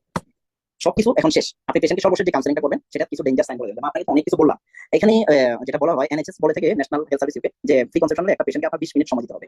সরি, এন্টিনেটাল কেয়ার ফার্স্ট ভিজিটে যখন আসবে তাকে মিনিমাম 20 মিনিট আপনার সময় দেওয়াটা দরকার, ঠিক আছে? আপনি সারাদিনে 10টা পেশেন্ট দেখবেন, এখন আপনি ইচ্ছা করে তাকে 5 মিনিটও দিতে পারেন, অথবা আপনি তাকে তাদের প্রপার যে গাইডলাইন মেইনটেইন করে যে আপনি যেটা এক্সপেক্ট করেন যে আপনার জন্য, আপনার মায়ের জন্য, আপনার বোনের জন্য, সেটা আপনি আপনার পেশেন্টকে দিবেন। যে আমরা যে কথাগুলো বলতেছি এই কথাগুলো পেশেন্টকে আপনি বলে দেওয়াটা উচিত। হ্যাঁ, এটা ইথিক্স মেইনটেইন করতে হবে। হ্যাঁ, তো সর্বশেষ তাকে আপনি যে জিনিসটা বলবেন যে সেটা হচ্ছে যে কিছু ডেঞ্জার সাইন, যে আপনাকে তো অনেক কথা বললাম, এখন আপনার আমি কিছু জিনিস বলবো, এটা যদি আপনার কখনো মনে হয় তাহলে আপনি দ্রুত দেরি না করে হসপিটাল চলে আসবেন। প্রথম যেটা বলবেন যে আপনি যদি দেখেন কখনো যে আপনার মানে রক্ত যাচ্ছে, ব্লিডিং হচ্ছে, একবার 1 ফোঁটা পড়লো আপনি চলে আসবেন, এটাকে আপনি অ্যাভয়েড করবেন না। পিবি ডিসচার্জ, আপনার যদি কিছু নিয়ে আসে, ব্লাডিং ভিশন, চোখে আপনি ঝাপসা ঝাপসা দেখেন যদি কোনোদিন, অথবা যদি আপনার প্রচন্ড মাথা ব্যথা হয় তাহলে আপনি চলে আসবেন। পুরো বডি যদি আপনার ফুলে যায় তাহলে আপনি চলে আসবেন। অতিরিক্ত হাই ফিভার, লেবার পেইন মধ্যে 12 ঘন্টা পর্যন্ত বাসায় লেবার পেইন, এটা অতিক্রম করলে চলে আসবেন। এটা হলো আমাদের first antenatal visit. Subsequent antenatal ভিজিটের মধ্যে কখন করবেন? Second visit should be within 24 to 28 weeks. So 20 থেকে 28 সপ্তাহের মধ্যে সেকেন্ড ভিজিটটা হবে। সেকেন্ড ভিজিটের মধ্যে কিছু পরীক্ষা করেন না করেন, আরবিএসটা দেখবেন, টিএসএস যদি আগে করা থাকে, পেশেন্টের যদি কোনো মানে সমস্যা না থাকে তাহলে দরকার নাই, কিন্তু পেশেন্ট ফাইনান্সিয়ালি যদি সলভেন্ট হয় তাহলে টিএসএসটা করে রাখতে পারেন, দেখতে পারেন। অবশ্যই যাদের ফার্স্ট সেমিস্টার হয় না তাদের পরবর্তী আর হয় না। সিবিসিটা করবেন, সিবিসিতে নেমে আছে কিনা কি অবস্থা সেটা আপনি দেখবেন, যে তার প্যারেন্টাল আয়রন থেরাপি লাগবে কিনা, ট্রান্সফিউশন লাগবে কিনা, এটা একটু দেখবেন। আর বিএসটা করবেন, কারণ আরবিএস পেশেন্টদের 24 থেকে 28 সপ্তাহের মধ্যে জেস্টেশনাল ডায়াবেটিস বেশি ডেভেলপ করে। ইউরিন ইউটিআই রিসিপিতে ইউরিন আর্মি করেন, ইউটি বলেন, পজিশন কেমন আছে, বাচ্চার ওয়েলবিং হেলথ কেমন আছে, এটা একটু বলেন। আর সেকেন্ড ভিজিটে আপনি ক্যালসিয়াম, আয়রন, মাল্টিভিটামিন এগুলো কন্টিনিউ চলবে। থার্ড ভিজিটটা 32 সপ্তাহের মধ্যে হবে। থার্ড ভিজিটে আপনি ইন্টিনেটাল কর্টিকোস্টেরয়েড, থার্ড ভিজিটটা তো 32 সপ্তাহ আগে হয়, 28 থেকে 32 সপ্তাহের মধ্যে। নরমালি ইন্টিনেটাল কর্টিকোস্টেরয়েড 24 সপ্তাহ পরে দেওয়া হয়। যাদের previous miscarriage, previous common history আছে, প্রিভিয়াস প্রিটার্ম ডেলিভারি হিস্ট্রি আছে, তাদের ক্ষেত্রে দেওয়া হয় ইন্টিনেটাল কর্টিকোস্টেরয়েড। আর ফোর্থ ভিজিটের মধ্যে বাচ্চা কিভাবে ডেলিভারি হবে, কিভাবে সিরিজটা করে নেবেন, আল্ট্রাসাউন্ড করবেন, এটা তাদের সাথে একটু কাউন্সেলিং করবেন। ওটা পরে ওটা প্র্যাকটিক্যাল বিষয়, এখানে বলে লাভ নেই। আমরা এখানে ইন্টিনেটাল কর্টিকোস্টেরয়েড ডোজটা একটু দেখি। ইন্টিনেটাল কর্টিকোস্টেরয়েড কাজ কি? এটা বাচ্চা লাং ম্যাচুরেশনে হেল্প করে। কখন দিবে? 24 সপ্তাহ থেকে পরে দিবে, 34 সপ্তাহ আগে দিতে হবে। 34 উইকের মধ্যে লাং ম্যাচুর হয়ে যায়, তখন দিয়ে লাভ নেই। তাদেরকে এটা দেওয়ার অ্যাবসলিউট ইন্ডিকেশন, যাদের প্রিটার্ম ডেলিভারি হওয়ার আছে ফর্ম, যাদের প্রিভিয়াস মিসক্যারেজ তাদেরকে দিবেন, হাই রিস্ক প্রেগন্যান্টদের দিবেন। নরমাল কাউকে দিতে পারবেন না, পারবেন, কোনো ক্ষতি নেই। কোনটা দেওয়া হয়? ডেক্সামেথাসন। কয়টা ডোজ দিবেন? টোটাল 4টা ডোজ, 12 ঘন্টা পর পর। যে এখন একটা ডোজ দিলেন, আজকে সকাল 8টায়, রাতে 8টায় একটা ডোজ দিলেন, শেষ। কালকে সকাল 8টায়, কালকে রাতে 8টায় 4টা ডোজ শেষ। আজকে যদি সকাল 10টায় আপনি ডোজ দেন, তাহলে রাতে 10টায় একটা দিবেন, এরপরে কালকে সকাল 10টায়, কালকে রাতে 10টায় 4 ডোজ দিবেন। ডেক্সামেথাসন ইনজেকশন, রক্সাডিক্স 6 মিলিগ্রাম, আইএম স্টেট, এটা আইএম দেওয়া হয় 12 ঘন্টা পর পর, টোটাল 4টা ডোজ দিবেন। এখন একটা প্রশ্ন করা হয় TT vaccine. TT vaccine schedule in reproductive age. Tetanus vaccine এটা রিপ্রোডাক্টিভ এজের মধ্যে, অনেকে দেখা যাচ্ছে মানে আগে ইপিএস শিডিউলের মধ্যে বাচ্চা বয়সে পায় না, তাহলে তাদেরকে কি করা হয়? রিপ্রোডাক্টিভ এজের মধ্যে টিটি ভ্যাকসিনটা দেওয়া হয়। এটা টোটাল 5টা ডোজ। 15 বছর বয়স হলেই মানে যে কোনো একদিন একটা ডোজ দিয়ে দিবে। এরপর প্রথম ডোজের 1 মাস পরে দ্বিতীয় ডোজ, দ্বিতীয় ডোজের 6 মাস পরে, তাহলে একটা হলো স্টেট ডোজ, স্টেট ডোজের 1 মাস পরে হলো সেকেন্ড ডোজ, সেকেন্ড ডোজের ফোর্থ ডোজের 1 ইয়ার পরে পঞ্চম ডোজ দিবেন। কারণ আজকে আমাকে একজন প্রশ্ন করলো যে তারা আগে 2টা ডোজ দিছে, দুইটা ডোজ দিছে 2 বছর আগে, এখন সে তৃতীয় ডোজ চতুর্থ ডোজ দেয় নাই। যদি 2 ডোজ কারো দেওয়া থাকে এবং এটার মধ্যে যদি মোটামুটি গ্যাপটা যদি 2-3 বছর 2-3 বছর পর্যন্ত হয় বা 5 বছর পর্যন্ত এলাও করা যায়, তখন সে তৃতীয় চতুর্থ পঞ্চম ডোজগুলো দিয়ে দিবে। মানে তৃতীয় ডোজটা দিবে যখন শুরু হয়েছে তখন, আর এটা 1 বছর পরে চতুর্থ ডোজ, এটা 1 বছর পরে পঞ্চম ডোজ দিয়ে দিবে, তাহলে তারা লাগবে না। Universal deworming in pregnancy to prevent iron মানে ডেফিসিয়েন্সি। একটু প্রেগন্যান্সিতে কিভাবে, ধরেন 5 বছর হয়ে গেছে, 5 বছর আগে সে টিটি টিকা নিছে, এখন সে প্রেগন্যান্ট, এখন কি তার টিটি টিকা লাগবে? এই 5 বছর আগে যদি সবগুলো ডোজ নিয়ে থাকে তাহলে তারা লাগবে না। অনেক সময় যে দেখো লাস্ট টাইমেস্টারের দিকে 2টা টিটি টিকা নিতে বলে। না, লাস্ট সেমিস্টার এখন যেটা বলা হয় এটা হচ্ছে টিটি টিকা, এটা আপনার ইয়ে দেয়, কি বলে, লাইফ লং ইমিউনিটি দেয়। হ্যাঁ, তো সেজন্য লাগে না। 5টা ডোজ যদি কারো কমপ্লিট থাকে তাহলে তারা লাগে না। এবার আমরা একটা জিনিস, ইউনিভার্সাল ডিওয়ার্মিং ইন প্রেগন্যান্সি। প্রেগন্যান্সিতে সেকেন্ড টাইমেস্টারে তার এনিমিয়া হয়ে যাচ্ছে। সেকেন্ড টাইমেস্টারে এনিমিয়া হওয়ার একটা কারণ হচ্ছে বুকওয়ার্ম ইনফেকশন। তো সেজন্য মেবেন্ডাজোল এটা ফার্স্ট টাইমেস্টারে দেওয়া যাবে না, সেকেন্ড টাইমেস্টারে সবাইকে, সব প্রেগন্যান্ট এদিকে সেকেন্ড টাইমেস্টারে 14 থেকে 16 বছরের মধ্যে একটা মেবেন্ডাজোল 5 মিলিগ্রাম সিঙ্গেল ডোজ দিয়ে দিবেন, দিয়ে দিলে মোটামুটি ডিওয়ার্মিং স্টেটে থাকবে, আশা করি সমস্যা হবে না। আমরা অনেক কিছু আলোচনা করলাম, এখন যে আলোচনাটা আছে এটা একটু আপনারা করে নেন। ভাই একটা কোশ্চেন, আচ্ছা, একটা কথা যে মেবেন্ডাজোলটা আমরা নরমালি যে ডোজে দেই 100 মিলিগ্রাম বিডি ফর 3 ডেজ, এটা কেন দেওয়া যাবে না? অ্যাকচুয়ালি মেবেন্ডাজোল 500 মিলিগ্রাম স্টেট ডোজের মধ্যে দিতে বলতেছে, যাতে করে এটা মানে জামটাকে দ্রুত শেষ করে বডি থেকে এলিমিনেশন হয়ে যায়। আর 100 মিলিগ্রাম যদি আমরা 3 দিন দেওয়া হয় তাহলে এটা বডিতে একটা লং টাইম থাকতেছে। তো লং টাইম থাকলে এটা প্লাসেন্টাতে যে পরিমাণ যাবে, শর্ট টাইম থাকলে তো ওই পরিমাণ যাবে না।